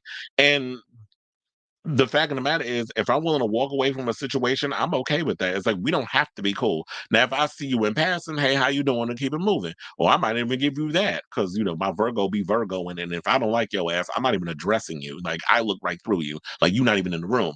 So, um, for the most part, I'm not mad at him over that. And it's like she said so many things. She's gone in and read him for points and even dragged his own child into her argument to justify her argument, which I heard that she apologized for. But if he's not willing to accept that apology because because she said she took a low blow, then he doesn't have to. He's a grown, like he said, he's a grown ass man, and he said what he said, and she said what she said. Now, if we just going to go our separate ways, we're going to do whatever. Now, I did hear, I believe that she already started that tour with Cat Williams, and I did read one of the comments that somebody said that she got up there and they knew she was going to tell no damn jokes, that she was going to talk about her daddy and all this other stuff and be up there cussing and all. So, girl, if you out here supposed to be a comedian, you really need to take the time to set up a show, do a story, like really set up your jokes and stuff, and not just be using this as a moment for publicity and hype and the fact of, oh yeah, I'm on tour with Cat Williams, so the controversy is gonna be there, the numbers is gonna be there, people gonna buy a ticket because they expecting one thing, but you're not delivering. And quiet as it's kept, people said Monique ain't been funny in years. Because I'm gonna be honest, I did watch a bit of that Netflix special that she bitched and moaned about that Netflix ain't pay me my money, and then Netflix finally came around and gave her a damn stand-up special. Child, that shit was a mess. That was the Gilia comedy. Stand-up comedy specials. So yeah, that was horrible. And I like some, like, only when I'm with you, I'm with you. But it's the gaslighting, and I feel like you are a creature of chaos in a lot of situations. So while I truly get your grievances when it came to when you were speaking out about Oprah, when you were speaking about all these other people, um, like I totally got where you were going with that. So when I'm with you, I'm with you. But when you wrong, girl, sis, we gotta call. Because I was like, I just realized there was a video I forgot to open that I was going to use for the next topic. But now that I got it open, we can move on. So anyway, that's all I got to say on that topic. But let me read the comments because I know I got some. No, you did not need Mr. D train hype, but honey, it wasn't even the D train; it was the 7 train. It's a Spotify effect. The shorter the song, the higher the stream count. Preach love. Can't man up if there was never a real man in the house. That's true. Well, that's the women for, because y'all sitting out here having sex with these toxic ass fucking men, and you wonder why they leaving you. Okay, so something tells me Monique's told me is, you know, I have been thinking about that because sometimes I be wondering. I was like, okay, Monique, you the damn problem. Like, we don't need another situation when then all of a sudden Cat give you a moment and then you want to come out and, but I was the headliner and he know he wasn't the headliner. We ain't gonna do that headlining bullshit because that's what you did when you was with D.L. Hughley, which was the issue that y'all had. That whole headlining, whatever it was that you wanted to call it. And now getting into it again with Cat Williams, then if this story that come out that she and Cat Williams got into it on this tour because daddy want to assert himself instead of letting mommy be the talent, and he fall back and be the fucking manager and stop trying to act like he the talent too.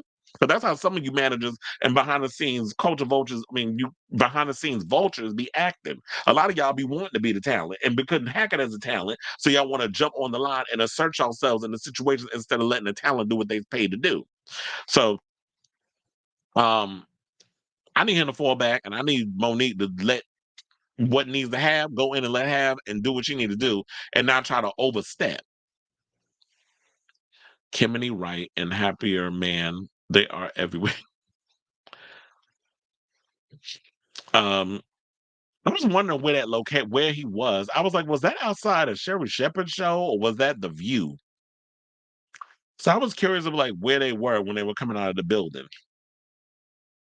But anyway, okay, so let's move on and talk about Kelly Osbourne, who stuck her foot in her mouth yet again because she thinks people criticizing Ozempic use as a quick fix way to lose weight is born out of jealousy.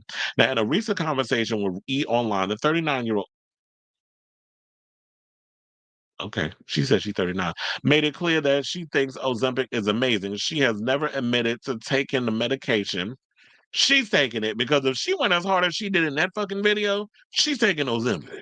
Nobody goes that hard on the medication they ain't using, but did go through gastric sleeve surgery where she lost 85 pounds. Now, you can do the gastric sleeve because remember, Kelly was always a porker. She always looked a mess back in the day. And that's why we liked her because she was like this big punk rock, messy, looking chick, looked like a little pug with purple hair.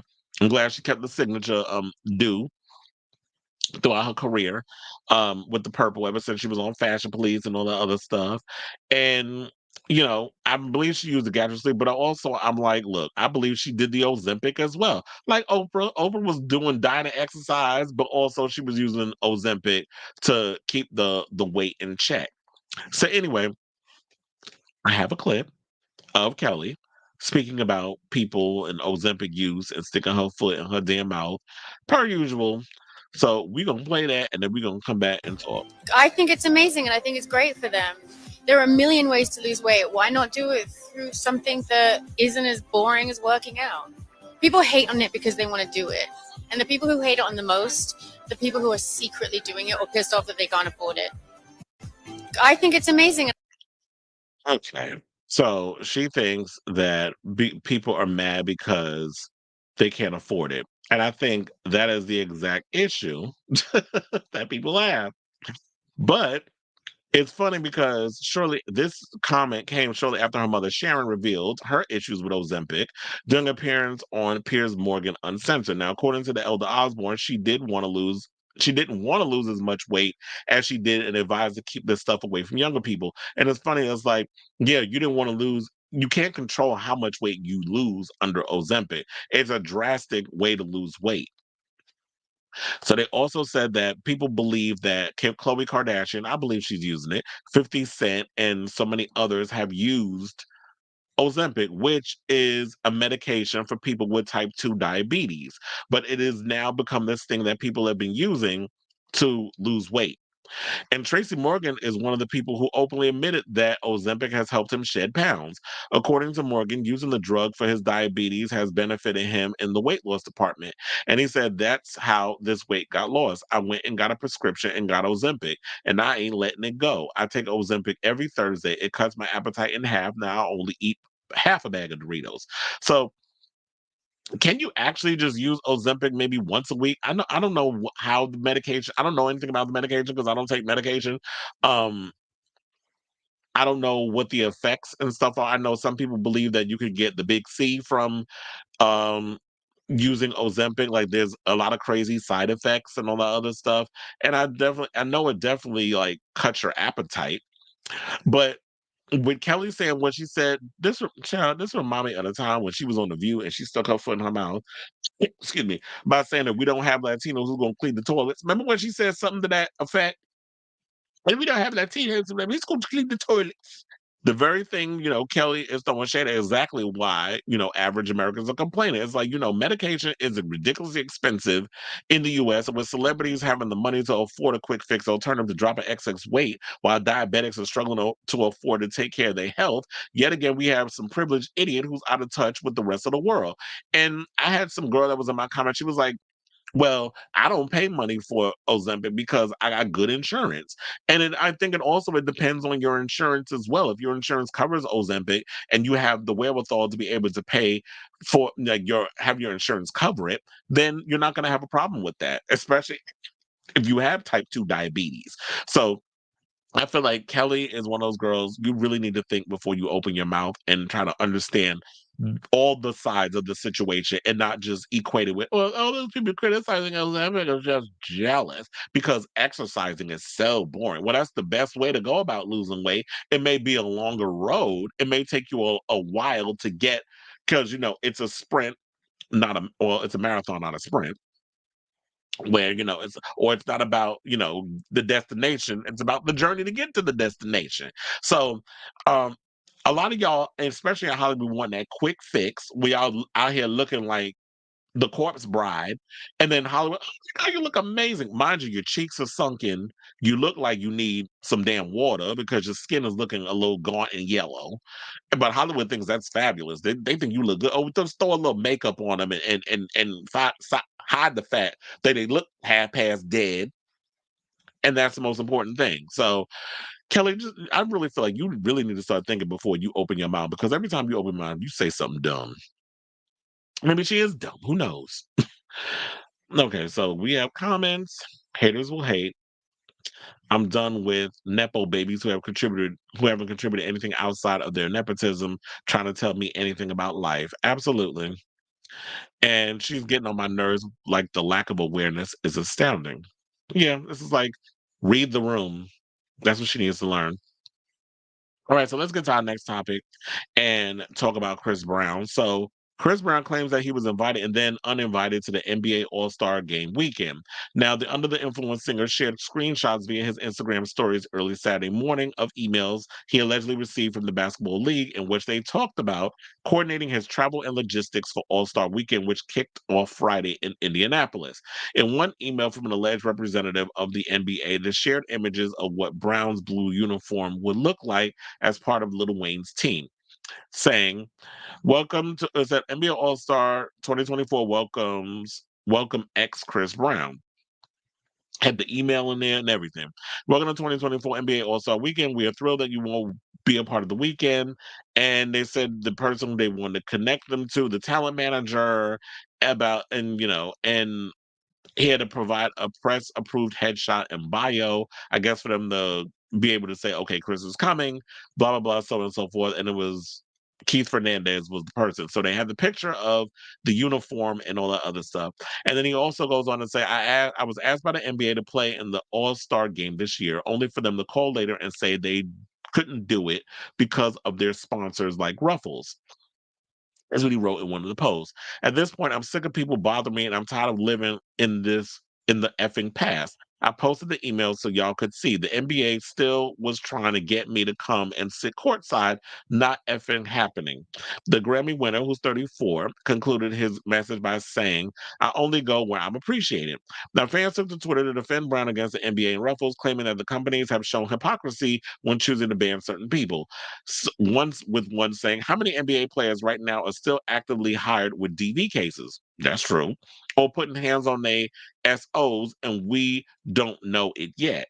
But Chris Brown is the malcontent who can't be allowed to tarnish the brand, a man who took responsibility for his actions and made amends.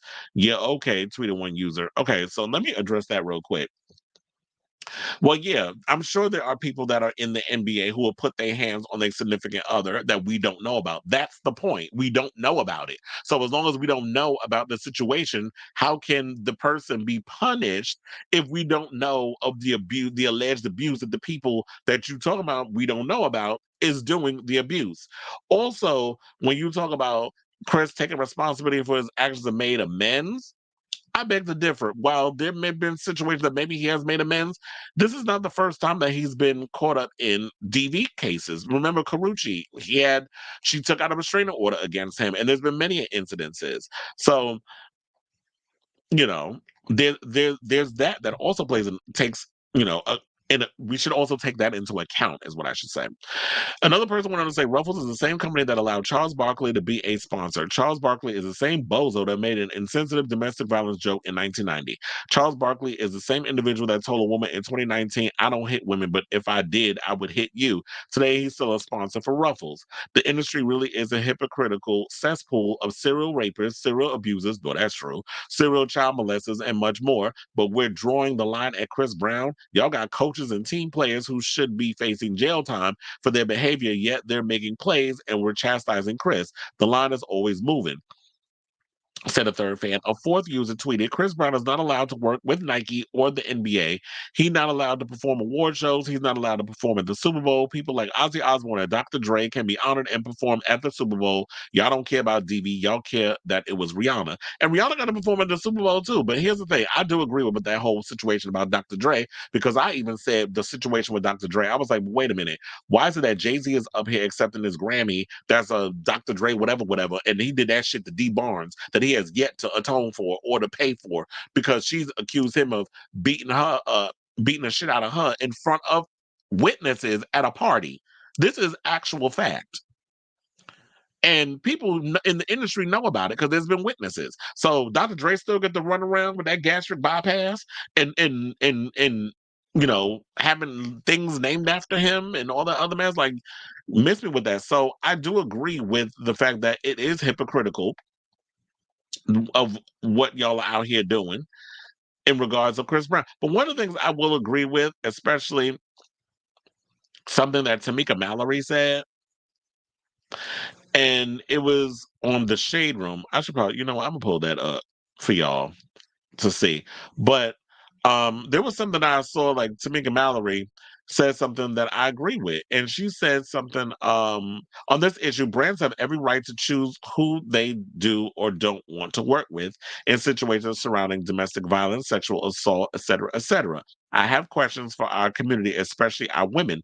Does there come a point where a younger person who did something wrong gets to move forward, or do we hold them to their actions forever? And I to me, I feel that, what someone like Chris Brown did at 18, he shouldn't still have to be atoning for it in his 30s. He was young. He came from an abusive childhood. Hurt people. And my thing is, if you come from a place where you witness DV, especially on your own mother, and you feel like that's the only way you can communicate your situation with your significant others, if you don't get the help, then yeah, you should be dragged to the cows come home. But if you are actually taking the steps and making the effort to make yourself a better human being, I don't think that we should just chastise and hold this over people's head for the rest of their life. Like, people shouldn't have to atone for the things they've done for in their past forever if they're willing to make the change or take the steps to better themselves. And I feel like that should be the thing. There'll be too many of y'all out here that be so quick to just cancel somebody or dismiss somebody over one little incident. But if it's a repetitive behavior, then it's like, okay, but have you really learned your lesson? Like, are we really trying to change and grow from this situation? So there's that. So I don't feel like he should be held accountable forever.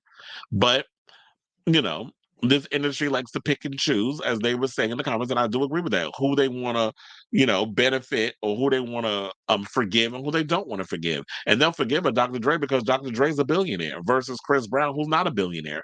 And I feel like a lot of times in this industry, y'all look at people who, what can you do for me down the road versus, oh well, he's disposable. Because what can Chris Brown do for these big sponsors or whatever that a Dr. Dre can't do? Dr. Dre's reach goes way further. So that's probably how they looking at it. But yeah, I do feel like that we shouldn't hold people to those things for the rest of their life. There got to be a point where we let people evolve and change and grow. Okay, so Taro said, need to run, but always lovely time. See you. And Sailor Murray, now I'm not a fan of CB, but it's too hypocritical when they have other celebrities, athletes, and coaches who did too much worse than he did, that makes him look like a saint in comparison. Exactly.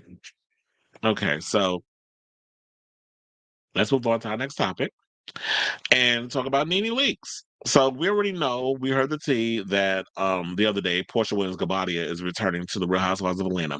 Hopefully we get Phaedra. I already told y'all the tea because it's funny how people and all these other uppity magazines and blogs, we can exclusively report that Apollo Nida is going to appear in Married to Medicine. First of all, Funky Don even revealed that tea on his show because he knows Quad and Heavenly. So they told him. I know one of them told him. So it's funny how the white blogs and stuff want to run around. Oh, we can exclude. Like, y'all wasn't exclusively reporting shit because I heard the tea weeks ago, before y'all even talked about it on your show. But nevertheless, hopefully, Phaedra is coming back. Now, is NeNe coming back to the show? According to reports, no. So TMZ is reporting that NeNe Leakes fans' hopes of her making a big return to the Real Housewives of Atlanta are about to be dashed because we've learned NeNe is not following in her BFF, and that's Portia's footsteps. Sources connected to the show tell TMZ that NeNe isn't in any talks to join the upcoming season 16, and in fact, we're told producers haven't even reached out to her to have any conversations about the possibility. So bringing NL back just isn't in the cards. For NeNe and Roa fans, this isn't the news that they wanted to hear with a NeNe-shaped role in their lives and storylines ever since she parted ways with the show in 2020. All this is even more devastating to fans, given that they've long been campaigning for her to come back on social media, saying hopes were raised further when she followed Bravo on Instagram in November 2023, suggesting she might be back on good terms with them after things soured when Leaks filed a 2022 lawsuit claiming the show's producers tolerate a toxic work environment filled with racism. Now, here's the thing. I would love for NeNe to come back, especially because NeNe is the Real Housewives of Atlanta. She helped shape that show into what it was when it was at the top of its game for as long as, well, I think for like 9 good seasons. And after that, it kind of fell off. But here's the thing. If y'all can invite Vicky Gunvalson, cracker ass, back to the show, after she filed the lawsuit against Bravo back in 2019, then and you can invite her to come on Ultimate Girls Trip, I feel like you could do the same for NeNe. But it's that thing we talked about in the last topic where it's like y'all want to pick and choose who y'all want to, give chances to, and then who is like, oh, there's no repairing the relationship.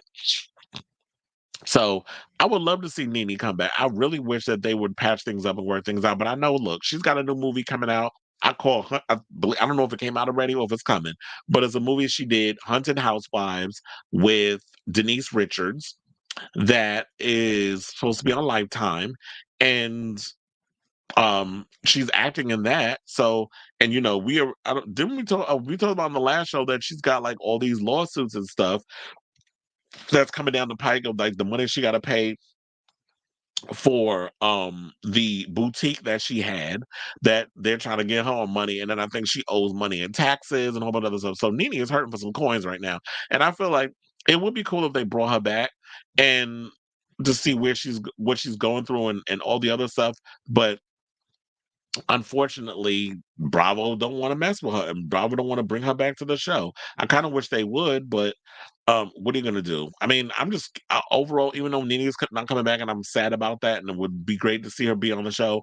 I am definitely curious as to, besides Portia, who y'all gonna bring to the show? Who y'all bringing back? Are y'all bringing back Kenya? Are you bringing Phaedra on? And who are the new girls y'all gonna bring in to interact with these women? Because that's my genuine concern. And if I'll even care if these women are coming back, because we definitely need like Real Housewives of Atlanta definitely needs a makeover. That goes without saying. So I'm like I said, I'm curious to find out. I'm sure within the next couple of weeks they're gonna be rejudging and shaping up the show. It's starting to get warm. So they're gonna have these girls out here filming, and then I guess they'll be able to make roll on November of 2024. Yeah, I almost forgot what year we was in. Okay, so it's a Chris Brown needs to remain on ice. That restraining order Carucci had just recently expired, and he hasn't done anything particularly addressing domestic violence prevention whatsoever. That's what I thought. Like, everybody keeps saying, oh, he atoned. Okay, you saying some shit on social media in a sentence on a rant when you dropping every other cuss word and N-word in your little videos does not mean that you were walking the walk. You can talk the talk, but you got to walk the walk, and you got to show in your actions that you're not out here. And look, isn't there stories about him discriminating against darker skinned women like he's a colorist? So um to me, I've always felt like, as much as I like Chris Brown's music and those other stuff, I don't feel like he is truly 110% atoned for the things that he's done. This is why I said that if you are showing in your actions that you have atoned for your past sins, then I'm being like, yeah, we need to forgive him and we need to move on. But I feel like in a lot of ways, Chris has not, he's a leopard that has not changed his spots. I don't think Andy likes NeNe. That's why they won't hire her back. Well, he liked NeNe until she cussed his ass out and said all that shit about him, because it's funny. We all know, watching Andy, that Andy has his faves. He likes everybody running around kissing his behind. And once it got to the point that NeNe wasn't willing to kiss Andy's behind anymore, then, his love for her shifted. So at the end of the day, it's not even about, like, you can have emotions and stuff all up in the situation, but if you're not like, this is a business. It's show business. It's not show friends. So you may not like me as a friend or whatever the case is, but if you're gonna have on Watch What Happens Live to boost your ratings, or you're gonna be interviewing her at the reunions and all that other stuff, you gotta be able to put all that personal shit aside and have and work together. The problem with Andy is Andy want about be his, he wanna about be his friend. He wanna be buddy buddy with all these women. Just like Ellen used to act like she was the voice. I'll get off my line with that. With that lesbian equivalent of Luke. Was it Owen Wilson? That's what she be looking like. But yeah, and then people found out that she wasn't the nicest person because she put that image out there. Oh, she the queen of nice. Remember when Rosie O'Donnell was given that title too? I just think that she kept it too damn real. All right, so let's move on to our next topic and talk about The Color Purple. And apparently, so Aunjanue Ellis-Taylor, who appears as Celie and Nettie's mother in The Color Purple, was disheartened that the film seemed to cut out a central queer storyline. Now, the 54-year-old actress who received an Oscar nomination for King Richard, because she played Venus and Serena mother, and wide acclaim for her performance in this year's film Origin, had a small role in the new movie musical, as I said, as Celie's mom. In a new interview with BuzzFeed, Aunjanue was asked for her thoughts on the backlash the movie received for erasing queer romance. The relationship between Celie and Shug Avery is much more prominent in the book and stage musical than I was wondering if it was in the musical, because I didn't get a chance to see the musical, and I know what the hell's her name? Fantasia was in the musical, but I didn't know that like how prominent the queer storyline played in it. And the thing is, in theater, you could play that up. They played it up in Something Like a Hot too, but which I believe closed in December. But you can kind of go there more. But it's just like in films, it seemed like a lot of y'all are scared of addressing queerness in mainstream films because y'all feel like, it's gonna convert the children to be gay. I didn't know that we had like that type of X-Men power where, kids can look at visuals and all of a sudden become homosexual. I didn't know that was a power that we had. We a lot more powerful than we realized. Shit. So it says The Color Purple is a book about Black lesbians. Whether the choice was made to focus on that or not in the cinematic iterations of The Color Purple, it's still a movie about Black lesbians. People can try to say the story is about sisterhood. Oh yeah, it's more like Scissor Sisterhood, but it's a story about Black lesbians, period. I said the Scissor Sister part. Donjanue didn't say that. She continued by saying, what is hard for me is that when we have those spaces where we can honor the truth of that, we walk away from it. We suppress it. We hide it. We sanitize it. In the sanitizing of it, someone like me, knowing that The Color Purple is a book about Black lesbians, looks at that and thinks, you're sanitizing me and my friends and other people who I love and adore. Why? If it's because you don't want to be offensive, then you're saying to the world that I'm offensive. The first time I saw The Color Purple, it was before I understood who I was. I knew that watching Margaret Avery kiss Whoopi Goldberg was astonishing, exciting, and affirming. It showed me the possibility of myself and the possibility to love a woman who loves me in return. I'll never get over that. It lives with me. It's hard seeing so much about the film being discussed, but the queer element is the least discussed. Why are we talking about it almost in a sort of incidental way? This is what she added. She said, Alice Walker wrote The Color Purple with the intention because she was writing about herself. I just want that part of the book to be portrayed in the films with intention instead of it being incidental. I want people to walk away from The Color Purple thinking, I just saw a movie about Black lesbians. I don't think that has happened. So a lot of that came from, and look, this is where when she says those things, this is why Bussy, mad ass, came out and said the dumb shit he said about that scene. I'm like, first of all, after I watched it, I'm like, is he serious? Like, I feel like he ain't even sit quiet as I don't even think he saw the fucking movie. I think he's full of shit. He saw the stuff that was going on online and decided to make up that lie because he wanted to get himself trending on social media. But I watched the film, and to me, the kissing scene in this film was worse than the one between Margaret Avery and Whoopi Goldberg because you saw Taraji and Fantasia's lips locked, but then they used the glare of the film that they were watching because it didn't happen in the bedroom like in the other movie. In the musical version, they went to go see a film, and then the glare of the light blocked out the kiss, so you knew it happened, but you couldn't really see it. And to me, playing into that, I do wholeheartedly agree that Aunjanue, what she's saying is that what you're saying is that because of who I am, I'm offensive to you. So maybe Blitz Botsawuli, the director, picked that up because he was like, oh, I don't want to either offend or I'm worried about the backlash it's going to get, which the film, a lot of people online was giving that anyway. And I'm sitting there like the same complaint that I had back then, I'm gonna bring up now. It's like, have y'all not read the book? Like, it's even more explored in the book. Did you not see the musical when Fantasia was in it on Broadway? Did you not see the original 1985 film with Whoopi Goldberg? And sidebar, when Whoopi Goldberg actually had a cameo in this film, she played the midwife that helped Celie have her second child, that her daddy, was hunching her. Kind of find out that wasn't her biological father, but nevertheless, she thought the man was her father, and he was having sex with her and gave her two children. He giving them to God. He didn't get. So she thinking, oh, you literally give them to God. So they thinking that you killed the kids.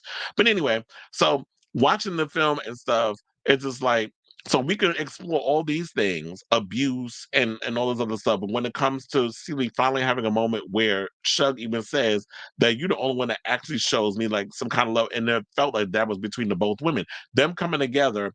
There was this love that they explored between each other that she wasn't getting. I don't even think she was getting from that new husband of hers. He was kind of giving me how you doing vibes. Yeah, Shug married somebody else. Y'all remember when from the other movie? Then they brought him in the house during that scene, and then you had Celie with Mister Albert. And then so they didn't get the love that they needed from the man, but they found that love with each other, and it would have been nice for them to explore that even more. But I feel like the message got across more so from people going on social media speaking about it versus the film actually going there and exploring that story. And I'm sick and tired of the trying to gloss over diverse stories, because it pisses me off, like this woke bullshit. Like a lot of y'all want, oh, it's woke. Anytime y'all show any kind of diversity or anything other outside of a white male story being told, y'all want to call some shit woke. When it's like that word has been weaponized and rejudged and changed up and being used as something that is not even that. And to me, woke is basically about bringing awareness to people who are marginalized, being aware that there's racism in the world, there's sexism in the world, there's homophobia in the world, and trying to do better to not be a part of that, to eradicate it. And that's what woke means. It's not about, oh, we trying to shove an agenda and all this other stuff, which is what I always see on things. Like people talking about X-Men 97. Y'all said, oh, they over here trying to push an agenda. I hope they really tell a straightforward story. I'm like, have you never read a fucking X-Men comic? Have you never watched the X-Men movies? The ones with Halle Berry and all of them they've been making for 20-something odd years. Have you never watched anything X-Men? X-Men has always been about going against the oppressor or being oppressed by the hierarchy. Like, are y'all dumb? It just seems like now it just seems like a lot of people are just, a lot of you fucking snowflakes, a lot of you Trump supporters, a lot of you bigots out here just so happy that y'all can get any kind of attention on social media. Y'all just be saying dumb shit for the sake of dumb shit. It's like them even complaining about what is it? Green Day. Oh, they said something like, but American. I'm like, have you never heard American Idiot? You know how old that album is? They've always gone against the establishment. That's always been their MO. They're a punk rock band. They've always gone against Rage Against the fucking Machine. The title says it all. Like, are people just like, people are dumb. Like when Public Enemy, they've always been about going against the establishment and speaking out against the injustices of the world. Even Killer Mike, who just won all them damn them Grammys. So I say all that to say, I like The Color Purple. I thought it was good. I even like the scene.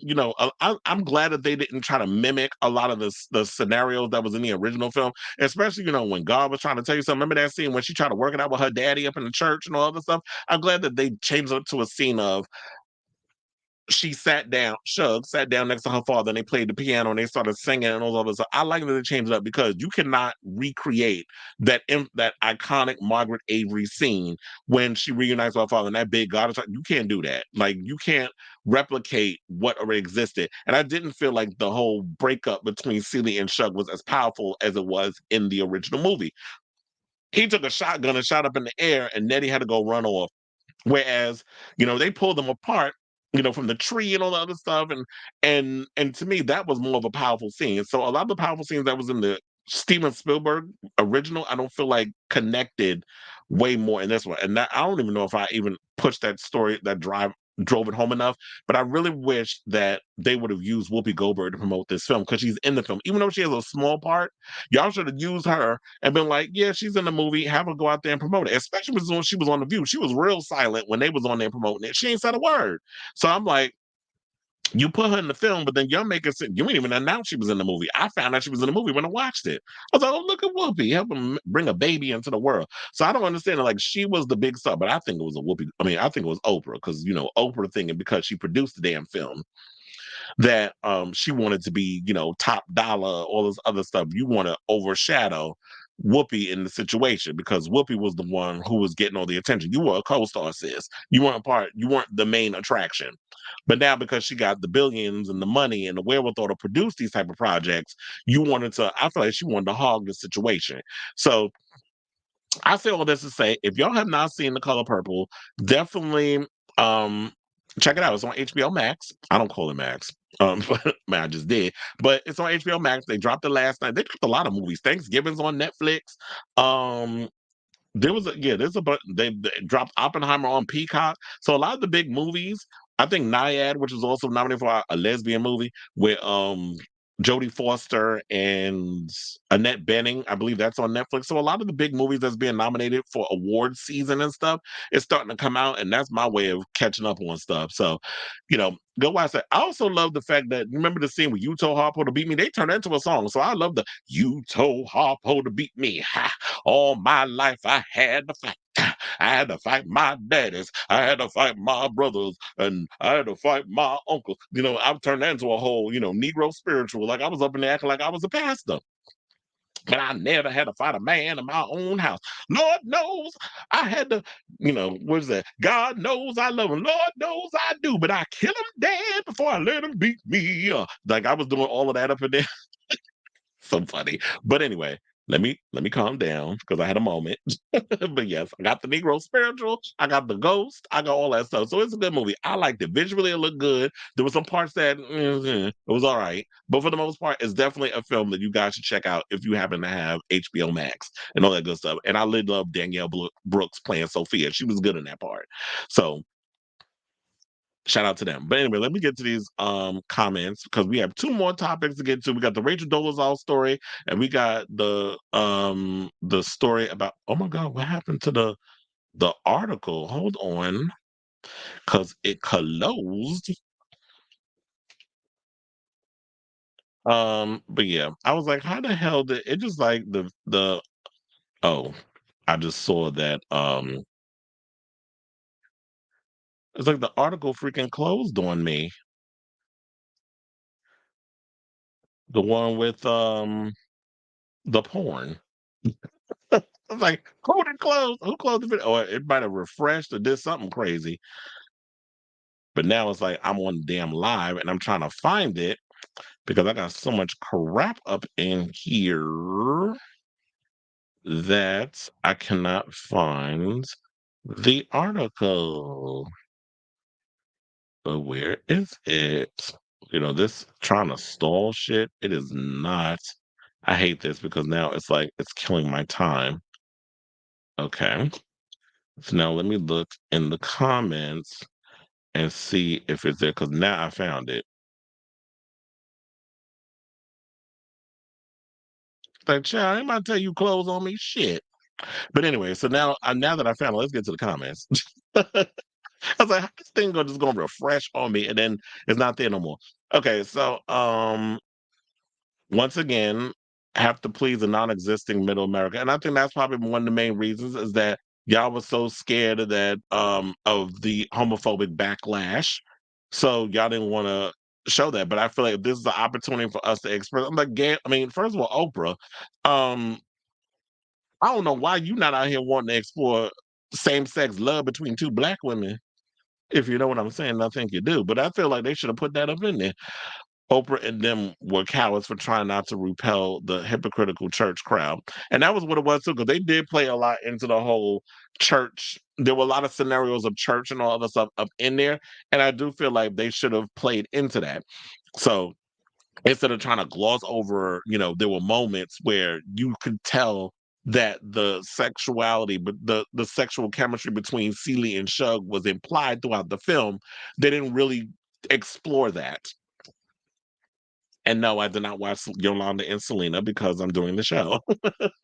So I haven't had any time to like watch any television and know what's, and catch up on that stuff. But I'm gonna catch it, and I will talk about it on the show when I get around to it. Okay, so let's talk about Rachel Dolezal, who has been fired by an elementary school in Arizona. But she goes by Nkechi Diallo. Child, I'm not calling you Amadou. Who's she supposed to be? Amadou Diallo Nubu? Is Amadou Diallo still around? Wait a minute. What's Amadou Diallo that was the guy that got the broomstick stuck up his butt in the prison or in jail and filed that lawsuit? But anyway, girl, I'm not calling you this Umgawa Black Power wannabe NAACP name. Like, we're not doing that. First of all, I'll be looking at the NAACP with the side eye anyway. But that's a whole nother conversation for a whole nother day. Especially when they wanted to make Rosa Parks be the first black woman that refused to sit in the back of the bus, when it was a black woman, darker skinned woman that did that. It wasn't. But let me not get. Well, maybe I should give a Black History lesson during Black History Month. It is Black History Month, right? We still in February. But anyway, so according to People Magazine, they said this. They said, we only learned of Miss Nkechi Diallo's, child, I'm calling you Rachel. We learned of Miss Rachel's OnlyFans social media post yesterday afternoon. This is with Julie Farberick, a spokeswoman for the Catalina Foothills Unified School District number 16, said in a statement to People on Wednesday. Her posts are contrary to our district's use of social media by district employees policy and our staff ethics policy. She is no longer employed by the Catalina Foothills School District. Now, on Tuesday, NBC affiliate KVOA reported that Dolezal is an employee at the. It's funny because now I got to try to remember the old name to cover up the new name. Was an employee at the Catalina Foothills School District and was linked to her OnlyFans account. The outlet noted the explicit images appearing to be her were being shared on Reddit. Isn't that where everybody go to spill all kinds of tea? Is on Reddit. Anyway, so let me finish. So it said an Instagram account with her name and former name includes several mentions of an OnlyFans page where she posts creative content and gives fans more intimate look into my life for a $9.99 per month subscription fee. Isn't that the same amount Denise Richards was charging people, or is it $7.99? The link to the OnlyFans account includes the name Rachel Dolezal. According to District Board meeting records, Diallo was hired as an after-school instructor effective on August 9, 2023, reports an Arizona Daily Star. The contract would run through May 24th, 2024, and pay $19 an hour. Damn, that's how much y'all making?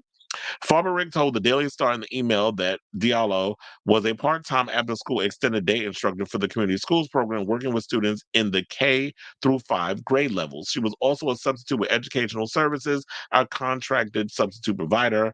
This is what they wrote to the outlet. Diallo was the center of controversy in 2015. She identified as Black despite being the daughter of 2 white parents. She later resigned as president of the NAACP chapter in Spokane, Washington, amid the scandal. So, girl can't. She out here doing sex work and she being ostracized for it. Now, how do I feel about this? Because I've been seeing a lot of people in the comments talking about, well, you should be doing sex work and you're around children. First of all, your kids shouldn't be watching the damn porn. 9 times out of 10 is these grown ass adults that be out here watching this stuff, and y'all hating asses be out here reporting people tea to the board because y'all a bunch of damn haters. Or y'all got some shame behind sex. Now, y'all know me. I'm all for sex work and I live for people. I have a lot of friends who are in the sex work industry and, do that for a living. But I do feel that on the other hand, it is a risk when you're going to be around in a place where there's children, not to maybe, I don't know, do we have to worry about kids looking at that stuff on social media? Look, when I was a kid, I was looking at porn. I was looking at porno magazines, all of the stuff when I would be on the yellow school bus going to school. I had a friend who used to bring his dad's porn magazines, and we used to all sit in the back and watch it. But I wasn't like 6. I wasn't K through 5. I was like 12 or 13 or 14. So I was looking at vaginas and dicks and all that other stuff and seeing all the Penthouse and the Hustlers and all the other magazines. And even the bus driver was looking at it. So, it was, and the bus driver looked like Brett Michaels.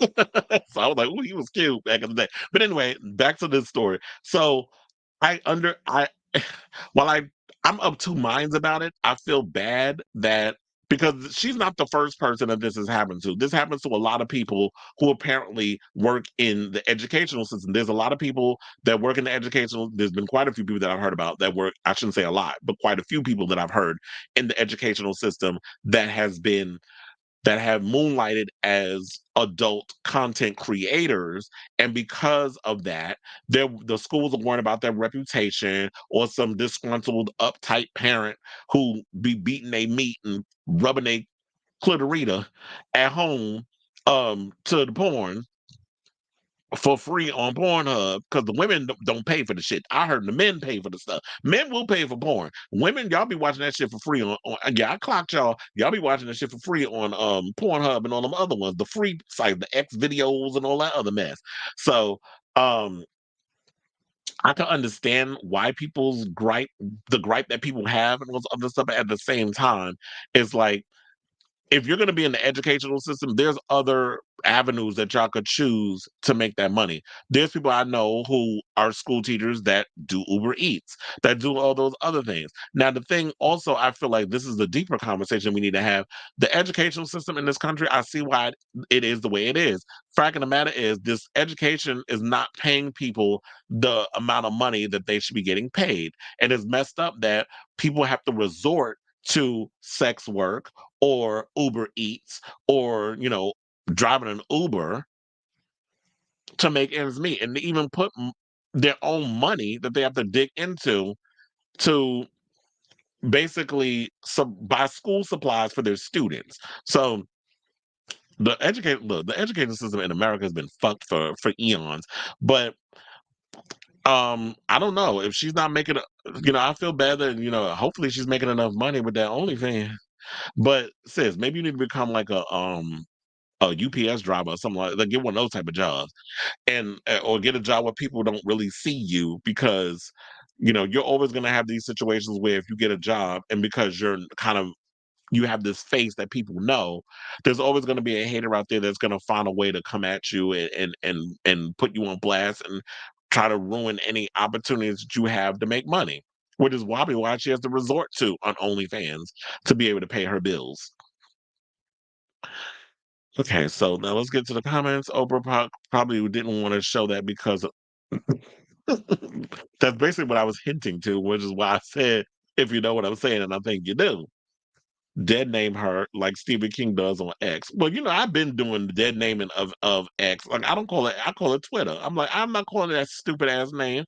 It's Twitter. It will always be Twitter. I don't care what Elon stupid ass said. Remember when Drag Race a couple weeks ago when a mandatory meeting, and she was like, "Oh yeah, she could do that too. She could be a ghostwriter." I don't know.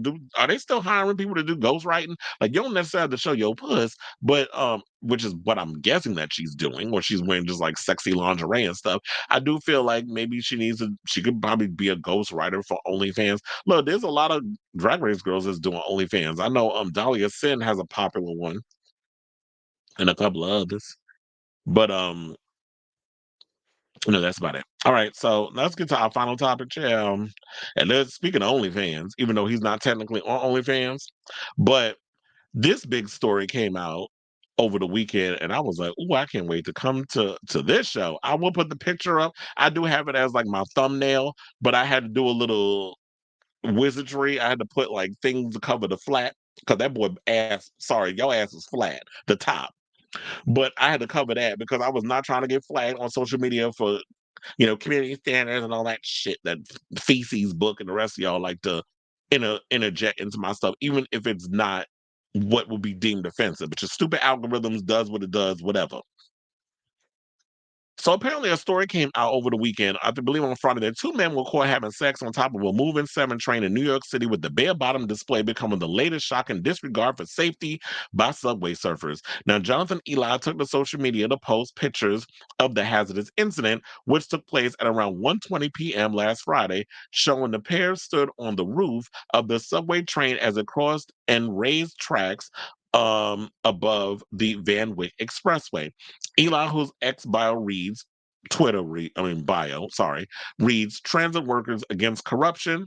Is it really corrupt if you're sticking your dick in somebody's butt on top of a train? I mean, there's other ways of being corrupt. I mean, number one, that mayor of ours that we got, but that's a whole nother conversation. So anyway, his Twitter bio reads, transit workers against corruption captured the cheeky post. What is the MTA doing about this? In the pictures, a third man can also be seen on top of the train watching the other men have sex. The subway surfers' identities are currently unknown. The only thing dumber than riding on top of the subway train is dropping pants in the process.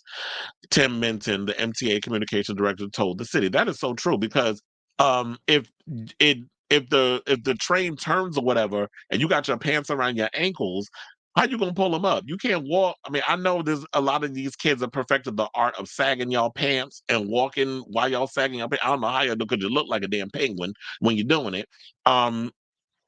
You don't necessarily know and can control unless you got real good balance and y'all be working on y'all core. Like if you get pushed off the train, and we've heard too many stories of kids in New York who subway surf, who be running on top of the trains thinking that they evil Knievel and those other mess. They think they stunt performers, and then you end up dead. There was a story that came out about a 14-year-old who cut school to go train surf, and he ended up dead. And God forbid anything happen with the kid that's getting fucked or the top, and y'all fall off the train, and y'all at your parents or whoever, your family friend, whatever, at the funeral, and y'all go and it's like, okay, so how did he die? What happened? Oh, he was getting his back blown. Oh, he was getting flooded on top of a damn train car. Your mama ain't gonna tell that because that'd be embarrassing. And so they said those reckless clowns aren't thinking about the mess and cleaners and other transit workers will have to deal. That's what y'all worrying about? The mess and the what you talking about? The jizz? Oh, excuse me. Or are you talking about God forbid if y'all die and your body ends up falling on the tracks or whatever, or in the middle, or through the tracks and in the street or under the train? Is that what you're talking about? So I'm thinking about you got to think about the splooge and you got to think about the blood. And in the guts and stuff. This is why I couldn't work for the MTA because I could never have to deal with the situation. I have a cousin that works for the MTA, but I could never be one of those people that work for the train and it's like I'm driving the train. And all of a sudden, you have those situations where people unalive themselves and they jump in front of the train, they do all that crazy stuff. Like to me, I could never put myself in that situation and do that because I wouldn't want to deal with that trauma of driving a train and I'm literally seeing stuff like that. Like that's crazy. So they also said in the first image, one man in a dark hoodie is seen with his pants down, his bare buttocks clearly visible to onlookers as he holds the other man from behind. In the second picture, the two men are now seen facing each other. The one with his pants down stands tall as the other appears to squat in front of him. Well, y'all know what he was about to do. As they had sex, the third man is seen sitting on the other side and watching the free show. I don't think he was watching. I think he was filming. So, under Eli's post, the New York City Transit Subway account commented and asked for Eli to send them a direct message with further details about the shocking incident. Baffled commenters shared their thoughts on the bizarre subway sex. One said, "New meaning for that song. The train kept rolling all night long." More details. A picture is worth 1,000 words. Another said. Another wrote, "Ugh, I'm not even sure what to say about that." But look, um, this is a thing that's been an issue in New York, particularly subway surfing and stuff. So it's like y'all are crazy. Now I get it, especially when you're an adult content creator, like we were just talking about with Rachel Dolezal. I understand like y'all need to find a way to make y'all money, and you got to find a way to make ends meet. I don't know if it's an ego thing. I don't know if it's a validation thing that you need that you're constantly having to push out there, and you want that to be the thing. But child, the people was all up in the comments, and I automatically knew it was. I was like, is New York Sexcapade out here doing extra bullshit, fuck shit, so that way he can get attention to his website? And then one of my friends, Ray Diesel, who's a porn star, he makes content and stuff on OnlyFans and things of that nature. He said, "Oh, they're gonna remove it from OnlyFans because they don't allow public." So I say he don't even post things on um OnlyFans. He has his own website. New York Sexcapade has his very own website, and he also posts things on a site I never heard of until he started advertising on his on his Twitter, Dark Fans. So stuff is on Dark Fans, stuff is on the other thing, and yes, he goes around like New York City, NYC Sexcapade is notorious for going around posting videos of himself having sex in public. I've seen videos of him getting fucked in front of or hunched. I'm trying to be a little more clean up with the mouth. It's too late, right? I've seen him getting hunched in front of halal trucks while the man is making their food. I've seen him get hunched in front of 42nd Street train, like the stairwell on was it 42nd or was it 34? I think it was one of those. I think it was 42nd Street, not the Port Authority bus terminal, because that has way more traffic. But it was oh my god, Bryant Park. I don't know why I couldn't think of it. But anyway, now my damn nose is running.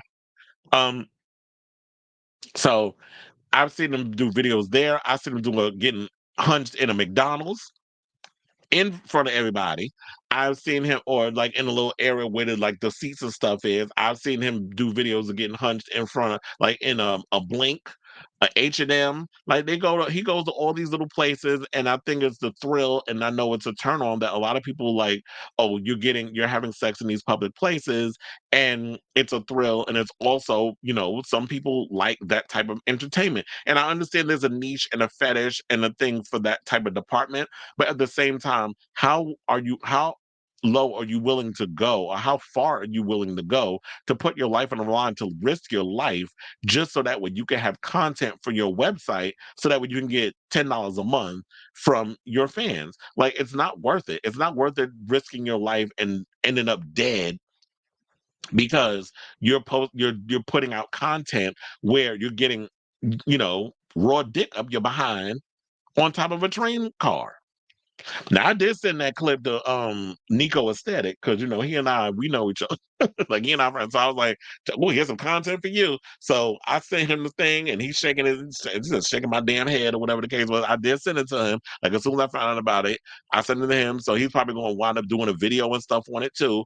But yeah, so this is a hot ass mess. So any of y'all out here who are out here creating adult content, or as Nico likes to say, super happy fun time content, if y'all out here creating that stuff, it's not worth it. It's not worth going to jail, ending up on a sex registry. It is not worth it ending up dead because you were trying to create some moment, and then you go out like a G, literally, where you end up splattered all over the goddamn pavement, and they gotta, draw chalk around your dumb ass, and you gotta end up dead, and your mother gotta bury you. So it's not worth it. Like, there's other ways and other avenues and other things that y'all could be out here doing to get people to want to watch your content, to want to subscribe to your work, and beat off to your performances. Now, Chad, if you upload, somebody gonna snitch and send it to the police, and they may figure out your IP address and arrest you. So let this be a one-time thing. Oh yeah, and he's also hunched on this in the subway cars. Like, I've seen videos of like where there'd be like him, and it'd be like almost 10, 15 dudes in one train car, pants around their ankles, some of them butt naked, beating their meat, having sex with each other. They be doing. I said, "Oh, you boys up in the Bronx, Harlem's, that whole area. Oh, y'all raised different. Y'all be out here bowling stuff. These newer kids." Because I'm like, don't get me wrong.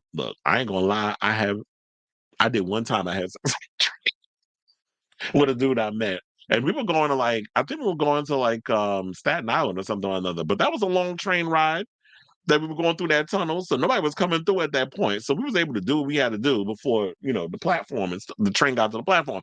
But these newer, y'all just be out here bold, doing all kinds of crazy shit. I mean, if you like it, I love it. But at the same time, like I said, y'all gotta be safe out here. Don't put your lives on the line. But I guess it's like when you in your teens, your late teens, your 20s, and all other stuff, maybe y'all think y'all invincible. Well, child, when God calls your ass home, you gonna see how invincible your ass is. All right, so I am screaming. Not what Rhoda said, what Felix said, because I'm gonna get to it. I need to see a video, otherwise I'll just assume it was photoshopped. Well, I know the Daily Mail had the post. I don't even know if we could post it. Let me see if I could post it in the comments and it'll pop up. So I know I posted the link and stuff there. It should, I don't know if you can click it open or whatever, but I did put it in the comments with the Daily Mail. So apparently it went to my Facebook, my YouTube, and my my Twitch. But anyway, so but no, it's definitely real because I post the picture is in my thumbnail. Like once the show was over, you'll be able to see it. But I had to cover up the booty cheeks and all that other stuff, so I don't get my episode flagged or whatever. And then come on, ride the train around. Oh, he definitely rode that train, Chad.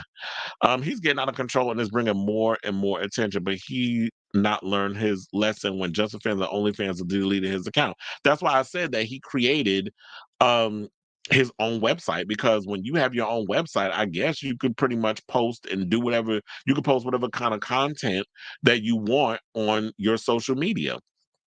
And that's what he's doing. He posted on Dark Fans, which I don't even know what that is. I haven't even taken a gander to see what that is. That means that when I hear Dark Fans, that sounds like some dark web type shit, like something where you could like go and buy, you know, the organs of children on the black market. Like when I hear stuff like that, that's what I be thinking about. So I'm like, I am not dealing with that. No, sir. And then it's the actions of consequences. I'm all for pushing boundaries, but this is it's reckless and dangerous. And Icarus better be careful when flying too close to the sun. And that's what I said. It's like I'm not gonna go out here. I'm not playing with my life. Not for no content. Not only that, these content creators doing this are effing up cruising hotspots at DL Mango. Exactly. And I'm all for cruising culture. Like I grew up in that whole era, especially when I was younger, and this is before the internet became big what it is. It's like a lot of us had to go to a lot of places and get our freak on wherever we could, be it at a sex party, it was at a park, it was wherever. And now you have situations where you got these kids who just trying to create content. They're going to a lot of these places and fucking it up and risking the police invading a lot of these places because y'all want to be you want a moment for your video to go viral on social media and you want to make money. So if you want to I understand everybody out here trying to be a squirrel getting a nut and a nut literally and financially, but y'all just doing a lot of dumb shit. Or he said he sees it. So yeah, if there's a way y'all can click it open, then you'll see the whole story there. Boba stupid. Is that I was quoting that song from Quad City. I know. I remember the song. That's why I laugh. Bold but not beautiful. So there's that. So I was gonna say, what do y'all think about this story? Drop it down in the comments. But I think I read all the comments and stuff about that. But yeah, I had to bring that to everybody's attention because I was like, we're not just only gonna talk about celebrity news and gossip. We're gonna talk about things. I want to step up the content and talk about other things that goes on in our community. Particularly, y'all know I always talk about porn and adult films, and I'm sex positive and all this other stuff. But if we're gonna talk real, we gotta talk real. And to me, I feel like it's like I get New York sex, NYC sexcapade be out here creating a name for himself, and there's a niche for him to be doing what he does. And I know he had that little Party City bus situation where he had a whole bunch of dudes on there and they was making content and all other stuff.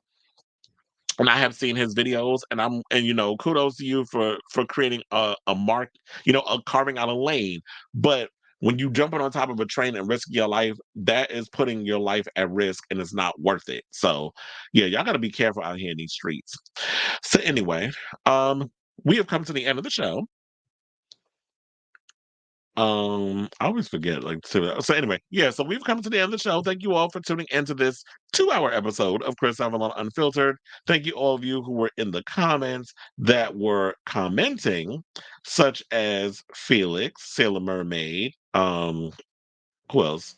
Roro, Robert, and we heard Miss Tarot was up in here. So and Daniel McGarrigle, who I did an interview with him about his, situation with Shangela and stuff. Thank you for coming in and speaking, and saying what y'all need to say and chiming into the show and interacting and all that other stuff.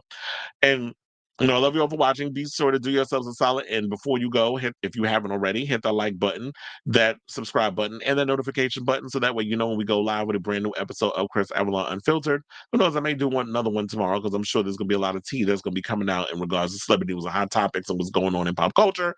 So yeah, we'll talk about it on here. So once again, love you all for tuning in. Love you all for coming up in the comments and interacting with me during this here live show and all that good stuff. And yeah, until next time, ciao, darlings.